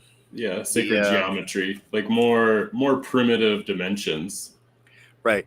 And I mean, like if they can go through space and time, why wouldn't they be able to go through water? That's just ignorant Sure. to think anything other than that, honestly. Well, So yes. If you're if you're a 2D drawing and you look up and you can see the 3D artist, but you can't go into their world, right? That 3D artist governs what happens in that 2D world. So if you're a higher dimensional being, you're the 3D artist and we're the 2D drawing, right? So the rules are different. The applications are different. The understandings are different. The way to manipulate is different. If you really get into like spiritual dimensional stuff, and I've gone to a bunch of different sources, and that's what I like to do. I like to get a bunch of different opinions and sources and see what resonates with me, what makes sense with me, right? Pretty much fourth dimension is like instant thought and it's there. Instant thought, desire, and it manifests. And we're at a place where emotion, right? We're at a place where you have to work for it. You have to figure out how are they doing that up there. And you can do it here because as above, so below, as below, so above, right? The macros and the micro and vice versa. But it's a different set of, I don't even want to say the word rules, structure. It's a different structure, right? It's a different way about that it would happen. And I think that's important to grasp. And I think it's important too to like follow. If you're like one of these hardcore, like, man, I'm a Republican, follow some freaking crazy leftist Democrat liberals. And if you're the liberal, follow some hardcore Republicans. If you think this is all bullshit, follow Jordan Crowder. The dude went through the Monroe Institute. He's done remote viewing. He's done out of body. He talks about all of this stuff from his perspective. If you think that shit's crazy, follow someone like that on social media. Use social media to your advantage. Stop letting the algorithm tell you who you are and what to think and what to do. Stop letting the indoctrination have control, and you take control of it. And take control of it in the way that you're looking at things you disagree with, because that's going to open your mind. Worst case scenario, it affirms what you already thought. So worst case scenario, you gained confidence. You never lost anything. Highly recommend that. And if you're real floaty, if you're everything spiritual, blah, blah, blah, blah, follow like someone who isn't like that. Follow a logical person, right? Who says this is all dumb. See what they think. Feel triggered. If you're not feeling triggered by the things you're seeing in a constructive way, I feel like you're wasting your time in a lot of these things. You're not That's a lot of way to learn. that's a fair point. I want to touch on just real quick. Last week, that was such a thought-provoking conversation. Just the whole thing, honestly. But the hilarious clip, obviously, the fucking a ghost. The way that Patrick kind of wrapped that up with our perceptions of everything just kind of being an electromagnetic, I'm gonna butcher how he said that. But it's all not really there anyway. It's what we see. Yep. It's so, and then how he wrapped it up was saying, like some people who are on this planet, they're not even really real, and that has hit me for the last week just so hard. I can't even just. It's really been trying to grasp that, because like obviously I'm not just going around and just being totally mind numb to the fact that these people don't exist. That's not what the takeaway is here. But it's pay attention to the people in your life, to the people that just run their lives on repeat. Are they even here? Are they here mentally? Are they here just physically? Do they have any real thought process about the way that they move and function? Or are they just a piece of energy in motion? In the chat area from from Higher Values. I'm assuming that's our producer off stage, an NPC. A not playable character. And that's a great way to put it, though. Like, but there's a couple different ways to look at it. You know, like, are they a what do you want to call it, a manifestation of reality through our lens, or are they just somebody who's overly indoctrinated to the point where they don't have any fucking thought process and they just practically are a ghost? There's so many different ways to interpret that, and that's where I'm at, of just like, we can take it at face value and they're ghosts, or you can explore all the other alternatives, and maybe there's even just that small. Maybe they're both. Maybe there's a truth couple to of them. it, Right. All truths are but half truths. Right. OG Hermes. But that's the variable stages of me getting through just that little subject. It's been so fucking deep. You hit on it, Brad. I mean, so I think what we know about like physics and quantum physics is that light it's a particle and a wave. It's quantum. Wavical. It's wavical, right? It's very technical. It's a frosty. It's frosty. It's not solid or a liquid. Right. It's both until consciousness gets involved, and that's where we're part of this. That's where we're part of the system. And so when we're talking about higher dimensional beings, we're talking about beings that don't operate on a physical level. And that's why having belief systems and structures like religion should help us have the tools to be able to navigate that. And I feel like, and this probably gets into next week, but there's been parts of a lot of traditions that have been left out to leave individuals in kind of a helpless and obedient state.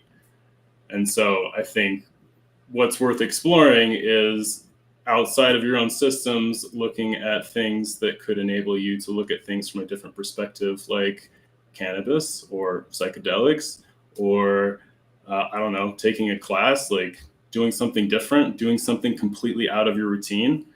Like Cosmic is saying, if you're a Republican, look at something crazy leftist and see how much that triggers you, but look at why. But the point is to get beyond the emotional, because as physical beings, we're always going to be controlled by our emotions. And most of us don't have to worry about our base needs if we're watching this shit, right? Like, we have our needs covered. We have food in the fridge. We have a warm house, hopefully. Maybe it's tough to pay for, maybe not, but at least you're here.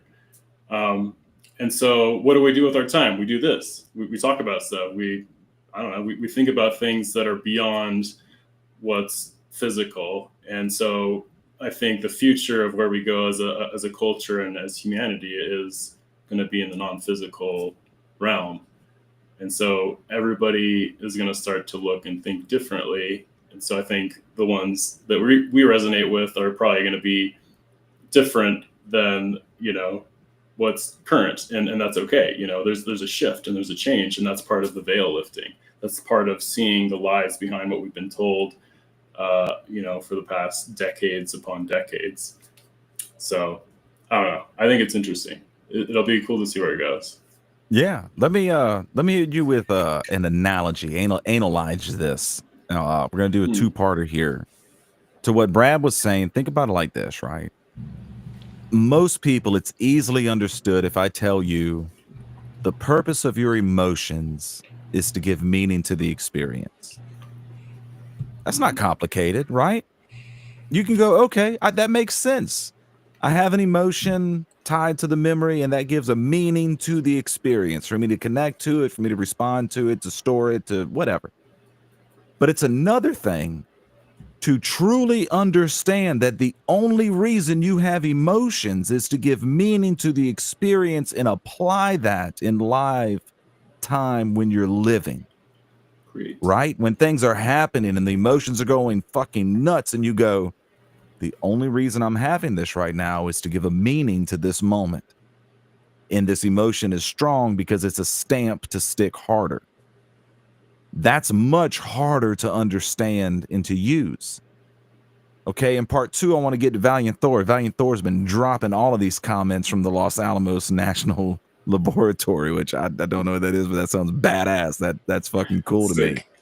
And they're bringing up the fake alien invasion, right? And I don't know if I said it when it was a space or a show, and I'm not like a big Andrew Tate fan, but Andrew Tate said this perfectly when it comes to what the government does or the powers that be versus free will. The poison apple, right? If I go, hey, Cash, for $5, I'm gonna sell you a poison apple. If you eat it, you die. You gonna buy the apple? Depends what day it is. Okay. But if I go, hey, Cash, here's an apple, 50 cents. You're hungry, you buy the apple, it's poison, and you die. But I didn't tell you. I hid it from you, right? I infected your free will. I impeded upon your free will, right? I messed with your choice to be alive. But if I told you, man, this motherfucker's poison, but you're going to love it, dude. It's going to be fucking awesome. $5. And you're going to buy it anyway and eat it. Well, bro, you made the choice, right? So with the mixing of the drones with UAPs, with UFOs, with higher dimensional beings, with it's the government, it's the Chinese, it's a weather balloon, all of this confusion, the truth is in there. Because the thing is, they're going to tell you the truth to control the narrative. And when they've told you the truth in some form or fashion of it, they did not affect your free will to accept or deny what it is. And they're hoping you deny what the truth is, because then there's no ramifications. There's no consequences, because they didn't break the only universal law that exists. Brad, I see you leaning in. So what we're saying is, it's Bill Gates. Damn it, Brad. Probably. I need to. I feel Bring us like back. this is a conversation for Dale. Honestly, it might be. Let's see what Dale might be coming in. What if one angry midget? What if we've been told is? What if I'm sorry, God, dude, these strawberry indicators are catching me. What if what we've been told is not a lie? That we are the ones steering the ship, changing the perspective and the outcome. What if what we perceive then becomes reality? This lends credence to the simulation theory. Well, my partner that's about an hour southeast of me right now, that's the fucking truth. I'm not even going to say that as this is what I believe to be real. I'm going to say it as a stand on it. That is the fucking truth. That is what it is, and that's how it's playing out. And that's where our power is. That's why for 2 weeks to tear down the whole season that we've built on this show, we're talking about what the veil is, and we're talking about belief structures. Because it is the most powerful thing that you have, and it's yours. It is yours. Oh, shit. Here we go, Dale. Come on now, boy. Now, What do you think? I want to double check this, Can you hear because me? I think we got this thing straightened out. Can you guys hear me? No. No. What the fuck is going on with this shit? No, we can hear you this week, Dale. You Okay. sound you good. phenomenal. Okay. You sound crisp. See, it took us like what, 3 months of technical fucking difficulties. 5. Technical difficulties. Honestly, I think this all goes back to what we were saying earlier. Half of this is all Bill Gates' fault. Just flat out, we know this. When it comes to the farms, look, he owned half the farms. That's half the problem right there. So, look, I went to go buy eggs today, and I like to get the 18 pack, and I said $7. $7, boy. Listen. I try to have me about 2-3 eggs each day, depending on my workout. You know, if I'm doing a lifting workout, you know, because I'm getting old, you know, I got to have me some protein. So I like to have 3 eggs. But if I'm doing cardio, you know, I just cardio stretching, I have 2 eggs because I don't need the extra protein. You know what I mean? And I got to save money now. That's some fucking shit right there, boys. I tell you, it is just some shit. And they just want us on these plant seeds and these plant oils and these fillers, you know, because Seed oils. they go out there and they tell you that, look, you get your protein shake, you get all your vitamins and minerals and all this, and that's fine, that's true, but you're also getting a little bit of cancer. So take that for what it's worth. It's true, Dale. The seed oils are meant to be like lubricants for machines. That's how it started, and they started using it as preservatives. and it was a cheaper method to accomplish the same thing that would be more expensive with natural ingredients. And So that it's in everything. Look at it. Look at everything you eat. Look in the ingredients. There's a seed oil, rapeseed oil, sunflower oil, saffron oil, all those oils, those seed oils, inflammation, cancer. exactly. And you're gonna be wondering why at about 45, 50 years old, your toes hurt. And you're gonna be like, oh, my feet are sore. I can't walk on my feet. That's because you got gout. Okay. And this was very common a long time ago. That was because people we didn't know no better. But now we do. And we've been trying to tell y'all kids about this. And we've been on TV for about the past 30 years with Wilford Brimley, bless his heart. He talking about how he got diabetes, and we got diabetes awareness, but ain't nobody really looking at what the problem is. You know what I'm saying? Like, we still out there drinking all this sugar and this high fructose corn syrup and going over and having all this processed food and just basically eating ramen noodles. Like, this is, come on, wake up, kids. This is just, it's not for us. And then they're cloning the meat. What is happening here? They're printing meat. They're printing meat now. 3D printing it. Have y'all seen this? I don't even know if what I'm eating is real or fake anymore. I don't even know. But whatever it is, they're charging me out the ass for it, and I can't stand it. I can't stand it. I want to protect my voice as I say this right now, so that the government can't get me. But basically, they do all this on purpose to keep us part of the healthcare system. Because some motherfucker in the past was like, yo, you can get a 5,000% profit on this thing. And you don't have to make one person pay 5,000% more. I'm going to make everybody pay 5,000% more. I'm going to have the government force everybody to do it. And it's not even going to fucking heal or help you. It's going to keep you sick. Right? That's what the fuck we're in right now. That's why we gotta wake up and see the thinning of the veil. That's why as soon as they had my buddy, Mr. Kennedy, he ain't gonna be the president. But he's gonna be up in there with the cabinet for Mr. He's gonna do Trump. a damn pull up. Right. And that right there, that's why Brian Thompson, the CEO of United Healthcare, we covered it, got shot by Luigi, not him. He got framed, okay? He got framed by Nancy Pelosi and all of her stock hoarding bitches because they wanted to make sure that United Healthcare, they didn't. What we got? Was he supposed to have a video drop on YouTube today? Was that a thing? Or is that tomorrow? No.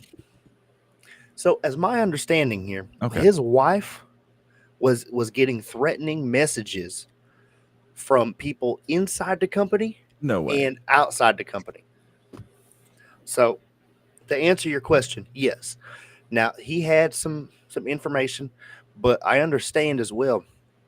Now, if you ask the AI, there was many reasons, many reasons why somebody could want him dead, obviously, which that brings up some questions. But one of the main ones was because I guess he was trying to transition over into a more, what do you want to call it? Not reactive healthcare, but proactive healthcare model, in trying to assist patients in not getting into the issue in the first place. But obviously that's a money thing. So he was going to start dropping the information and then, trying to play devil's advocate. Hey, I'm the good guy. And Nancy Pelosi said, somebody fucking go get him. And the Clintons said, speaking truth. They said, we got a guy. And boom, boom, boom. Wham, bam, thank you, ma'am. The guy who shot him got off free. And now Luigi Manifesto, fucking presto, got caught at McDonald's. And now because the CIA played mind tricks on him, he got the old Lee Harvey Oswald treatment. And he thinks he done did it. That's the scoop. I think you're spot on, Dale. I really do. I hate to say that because I don't like agreeing with some boomer, but I mean, you're making a valid point. I had a conversation we today. seen it 50 years ago. You guys just weren't there. True. His name was Seth Rich. That's something that's a thread. Let's pull that thread one day. I had a talk today with one of my bosses. Now I call all them government employees because where I work runs efficiently as the government once you step up into supervision. But there's some okay people in it. And he was telling me about I forget the name, Tory Maris. He said I need to start following and reading up on that. Tory Maris was deep into all this stuff, like intelligence, had this high IQ, recruited to be in the whatever back when she was a teenager, whatever. But he was saying the CAA. He's like, that's what you need to start looking into, the CAA. So that's my future. Let's dig into it. We're at 10:40 on It's Different on a Tuesday. Appreciate everyone who's been hanging out. Thank you for listening to us, for being here. Thank you for the comments, for being part of the show. Just want to show you some love. We appreciate it, and remind you what we're doing, where we're at. This is why we're here. Have some fun, have some thoughts.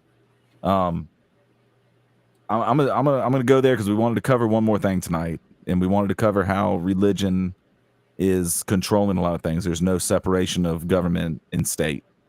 And I think a prime example, this is going to sound kind of silly, but it's a prime example, right? I'm in Southeast Louisiana. We're predominantly Catholic. There's also a large Protestant. If you don't believe in one of these religions, it's almost worse than the racism down here, which is kind of thick. And it goes both ways because I lived in the hood. I was the white guy. It was horrible, but it was good. It was also beautiful at the same time. Anyway, we're trying to do stuff on the weekend with baby girl, and everything's closed Saturdays and Sundays. Like all the little kid stuff, they close off during the school year on the weekends. Doesn't make a lot of sense, right? Because they'd make money. The science museum, the planetarium, the hours don't open on a Sunday until after church. It doesn't open until after 1. A lot of things don't open until after 1. And football's after 12 o'clock, 1 o'clock, right? After your church. And, my wife was like, people don't even go to church that much anymore. And I'm like, well, they kind of do, but there is less. I said, but you got to think about it. You got to think about this. If that planetarium was running shows at 10 a.m., like they normally do, and a bunch of people went, all it takes is one person from the religious oligarchy to see that something's affecting something in a way they don't like, to send a news crew down there and say, oh, well, this organization's running during church hours. They obviously are Luciferians and believe in Satan, and they're trying to steer people away from the religion. And that's bad press. And people are going to buy into it. And they literally control your schedule through these things. Because it's happened. I've seen it. I've seen it where like, oh, well, this was going on during church time. Why were they in church? Good God-fearing man down here. He gonna have his ass in church trying not to go to hell and giving that preacher 10%. Otherwise, he's a bad person. These are the belief systems that I'm talking about. This one goes back a little bit further. This one predates me. Okay, so to answer Cashman's question from every fucking week, how old I am, just give a little tidbit. Okay, so in the early 1900s, okay, right around 1904, 1914, the pacemaker was just starting to come out. Okay, and it wasn't the same type of pacemaker we got now, folks. Obviously, the batteries have gotten better, but the pacemaker was starting to come out. But they shut this whole thing down until I believe the 40s over religion, because it was some sort of witchcraft and devil shit, because it wasn't God's time anymore. So if you think all this is just tomfoolery, he's just pulling the wool over your eyes, listen, they done this shit hundreds of years ago. They continue to do this, and they will stifle technology and research, or basically anything, over you not having the same belief system. They will literally say this is demon technology. Do not use it. Do not take this medicine because it's the devil. Do not smoke that marijuana because it's the devil. Bobby, you're the devil because you're playing football, like we seen in The Water Boy. That's a good movie. But it's real. Movie. But it is we real. We don't grill gator like that, though, by the way. Those are baby gators. We don't do that. But y'all don't do that? No, we don't do that. Oh. I was rather hopeful. What about the snake? I was rather hopeful. I have never had grilled snake. Now, look, I got pictures. I've put them on X where I butchered gator on my counter, and I've grilled it and fried it up, and it came out fucking fantastic. I got lucky because gator can be tough, and somehow I pulled it off. It was amazing. I miss some good gator tail, to be serious. But I have been told the best part about a snake is the kneecap. And listen, I don't understand this. I don't understand this. This one, I've been trying to figure this out for years, folks. It's not a thing, Dale. I don't understand it. Whoever said this one to me, I don't get it. It worked. It worked on you, Dale. Cash, what you got? I see you leaning in. You got a thought right there. I just think Dale's fucking idiot. Oh, Dale. Oh, Sorry. You never did tell us how old you were. I gave you a little snippet. a snippet. Early 1900s. Well, Why does Dale's voice, instead of sounding like the elderly, sounds like a bad Southern impression? have you not seen the recap? It's like which voice am I in? The recap. Is that a no, movie? Like Total roughly- Recall? Roughly to position where I am, was born at, was right around where you got like the Georgia and Tennessee border. Okay. So hillbilly, not Southern hillbilly. Right. Drink a lot of Mountain Dew. In the bottles. Right. More. String the A's a little bit longer than a normal person. We say gallon. A little bit different, but not too much. Sometimes we let a water slip, but it can be clean water, right? But there's still a little bit of water in there. You know what I mean? Bruh. When you have nice ice cold water, that's different than washing your clothes in some water. You get it? No, because there's What was only it one of saying? those words that's real, and it's water. That's how I grew up saying in New Orleans. They make fun of me all the time, where they're like, "Oh, the fuck is water, Sean?" And I'm like, "How am I supposed to say it? Water? I can't say it like they do." And I say daughter. I can't say daughter. Y'all ain't never went in I'm not to dotting her head. Starbucks. Y'all ever said, "Hey, let me get a caramel cappuccino with extra caramel"? That throw them off, boys. Hey, hold up a second, guys. Is it pop or soda? It's Coke. That is, Wrong. first off, Coke is a very acceptable answer around where I'm from. A little bit more north around the Coke only Kentucky comes area. out of a bag. What kind of Coke do you want? You want Mountain Dew Coke? Do you want Pepsi Coke? Do you want Diet Coke? Do you want Taste the root beer rainbow. Coke? I've been asked this at a couple drive-thrus, and I'm like, listen, you just give me a Coke that don't taste like shit, boy, and just fucking fill her up. And Dealer. be light on the ice cubes, because look, we ain't got time for that, boy. We ain't got time for that. We cool that drink down at the house. Yes, I'm saying, boy, we put about 32 ounces in that whole thing. Give me 2 ice cubes, max. I'm out on that. What do you want? You want half cup of ice? I mean, I want to enjoy my experience. I don't drink soda pop Cokes often. So when I do, I want them to be cold. What temperature come out the machine? Lukewarm. 43 degrees, 44 degrees. All right. No, it's actually usually about 36 or so, Look give at or this take. motherfucker right here. It's got that science.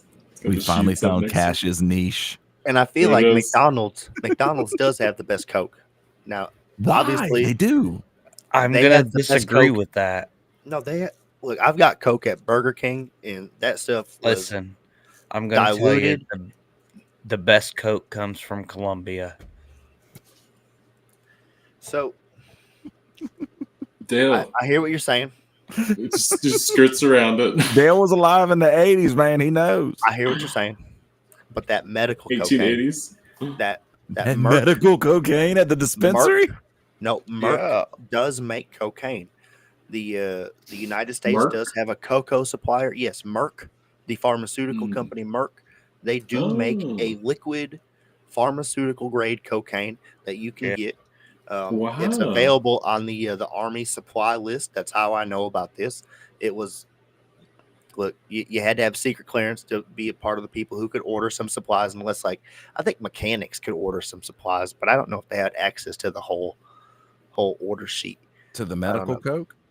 Right. I don't know what they had, but you could definitely order it if you had the clearance. But look, What if about I the ordered weed? it, no, we didn't have that on the supply list, boy. But if we ordered it, look, what they would do, that It's chief blue. warrant officer, the chief would be on our ass quicker than shit, boys.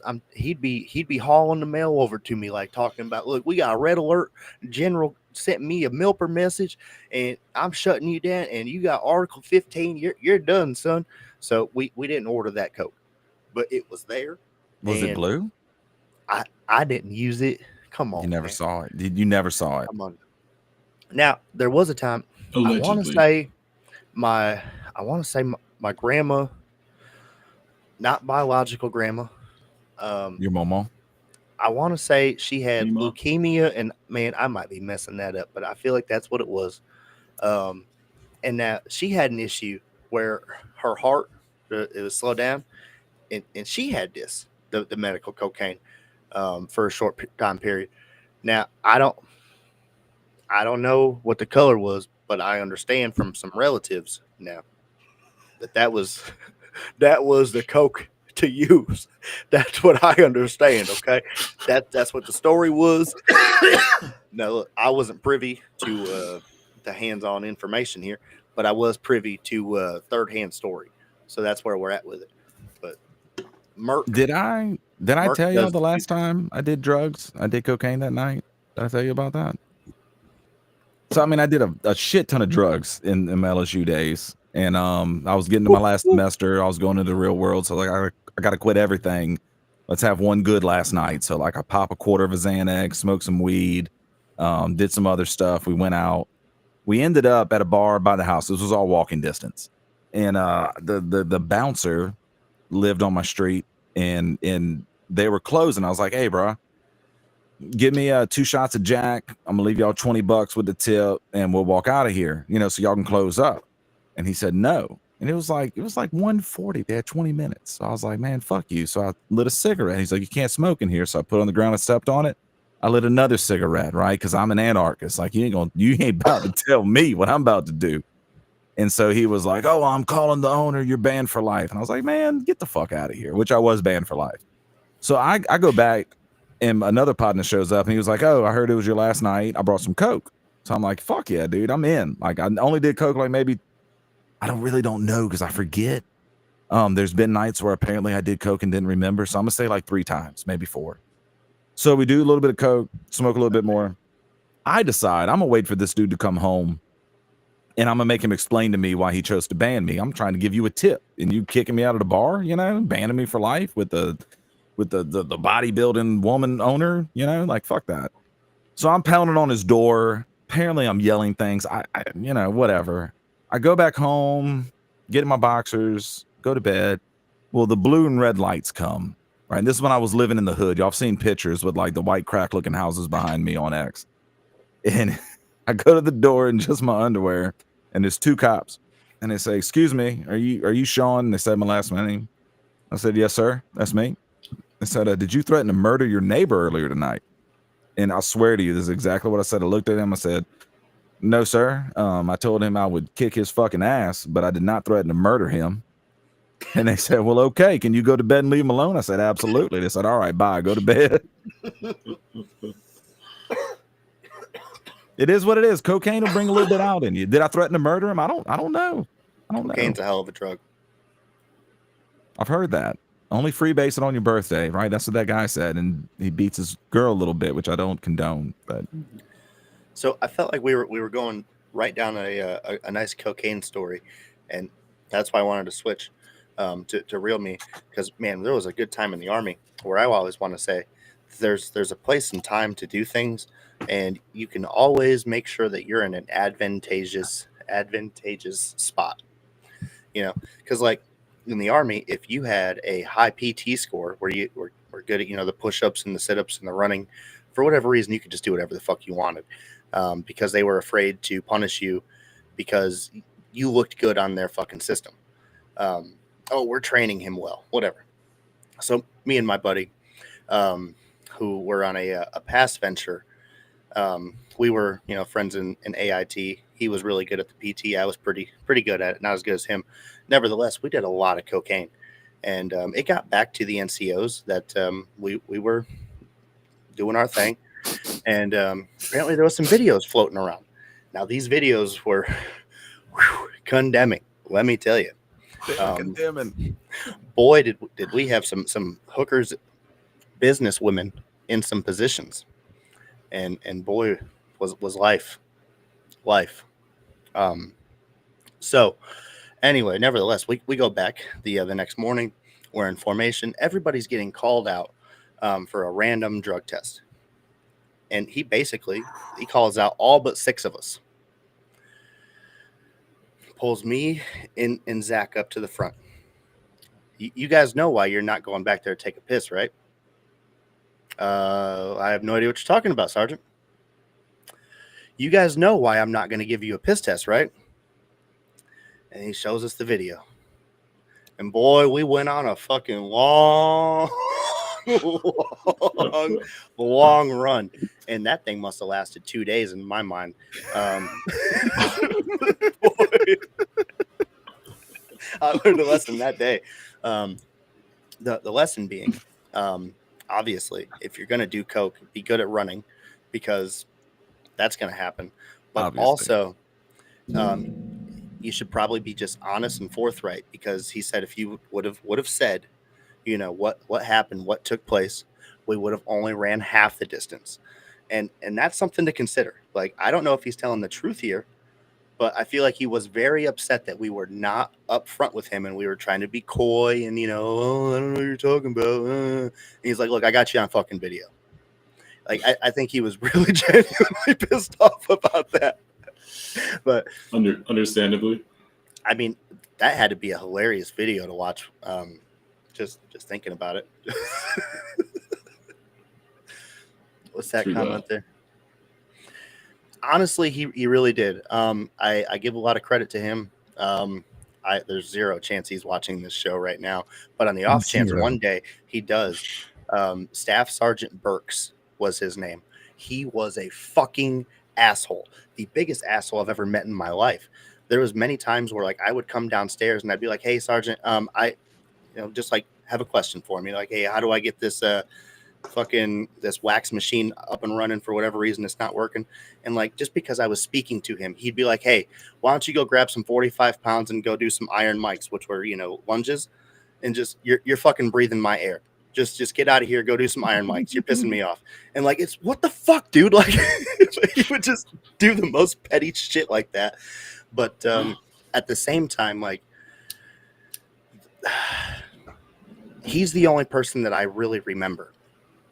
He's the only person that I truly remember as being there for me and taking care of me, and just looking out for me, even though he was always an asshole and just, you know, fucking all over the place and just fucking, like I said, you know, you're breathing my air. But like, at the same time, like, hey, you guys know why you're not taking a piss test?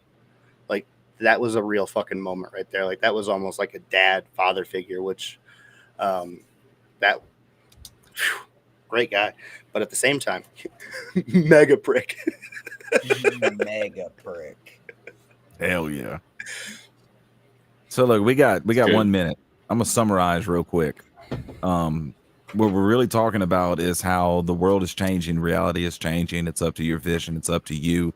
Thoughts and ideas backed with experience become beliefs. Beliefs become your ideology, your structures, your imaginary relations to what is real. That controls the way you respond to things. The way you respond to things controls how you choose. Your choices control your actions. Your actions dictate where your life goes. Right? That's what this gets down to. Your belief system is the most powerful thing that you have as a personality structure human on this planet. You are more than a body. You are some kind of soul, energetic consciousness existence that is tapping into this thing and using it for some purpose that you do or do not know. And that's okay. Either way. But a collective belief is the most powerful thing on the planet.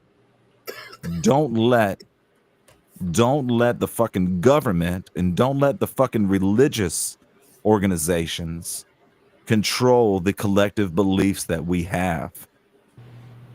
Have your own, discuss them, breed them like they are fucking the garden of healthy food that will free your soul. Your beliefs are everything, but they're yours. Make them yours. And that's my closing statement. If anyone else has another one, throw it out there. Ain't topping that. It was fun. It was fun. Cocaine's a hell of a drug. Woo. Cash? I want to give a shout out to Cash, go for it. Just make sure you tune in tomorrow at 8 p.m. instead of 10 p.m. because we've got a special time for a special guest, because he's over in London, so we gotta accommodate. Ooh. And you'll probably see great. Brad twerk in 8 p.m. an what time zone? obnoxious Eastern. Okay. So it'd be 7 p.m. your time. That costume is lit. I can't wait to see your fucking fishnet. That's gonna be fucking sexy. And now that we're both on the same thing, I'm gonna steal the concrete shamans. That was gangster. We're gonna be super GEHY tomorrow in our outfits, but it's all for holiday festivities. We got the most slutty male Christmas outfits I could pull together on Amazon for less than $20 a piece, and it's gonna be hilarious. And we have a sweet ass concert planned, not by us, but I'm only committing to that outfit for about 10-15. I don't know about you. That's about where I'm at with it, because it's kind of cold in my basement. It's not like super cold, but that outfit is fucking revealing. And I got about 10-15 on that. Yeah. But and it's a good tight. show. It'll be playing. It'll be fun. Tight. And check it out. Tight. Toy. It's toy. Get us out of here, boys. All right. Brad and Cash will be sexy. Belief systems are your real power. Hey, it's different. Thanks everybody, sponsors, viewers, everybody in here. Great first season. I think. I don't know how to self-judge, but I feel like it was a great first season. I had a great time, learned a lot, had a great time with you guys. Had a great time with you guys in the chat, especially the weird ones. Shout out to those. I feel like we made it because we have trolls. Next up is haters. But Crimson Ghost, love you for always being here, and all the other people who showed up here today. It's been great. Season 2 will be coming up on the next year. So like Cashman said, make sure you tune in tomorrow for our nice fucking, closing of the season for higher values on Wednesday. But we're going on hiatus, holidays. Take care of yourself, take care of your families, and we'll see you back here come next year. Don't we have one more Tuesday for this, or is this it? I don't know. Do we have one more Tuesday? Yeah, it's next week is the last week. Okay, before so holiday. fuck off everything that I just said. We'll see you next Tuesday. Yeah, Next time. Oh.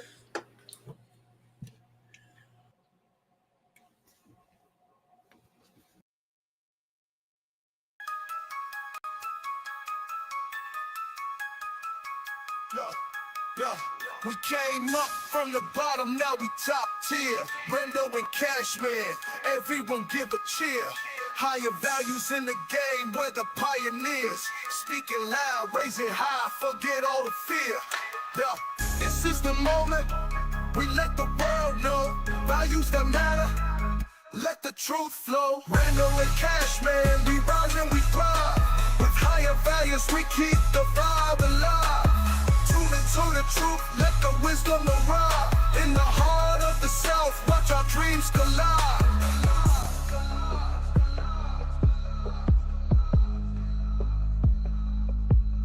Every episode hitting like we just dropped heat. From the streets to the booth, hear the rhythm and beat. Discussions ignite, in the zone we compete. Connecting with the fan, feel that community heat. We keep it real, never play pretend. This journey of ours will never end. Rando and Cashman, we rise and we thrive. With higher values, we keep the vibe alive. Tune into the truth, let the wisdom arrive. In the heart of the South, watch our dreams collide. Every episode hitting like we just dropped heat. From the streets to the booth, hear the rhythm and beat. Discussions ignite, in the zone we compete. Connecting with the fan, feel that community heat. We keep it real, never play pretend. This journey of ours will never end.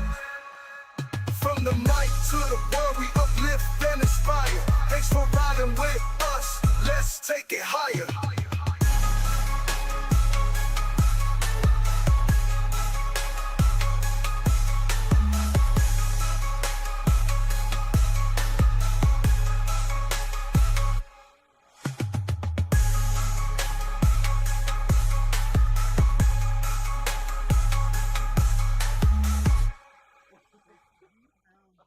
Okay, so strap in, strap on.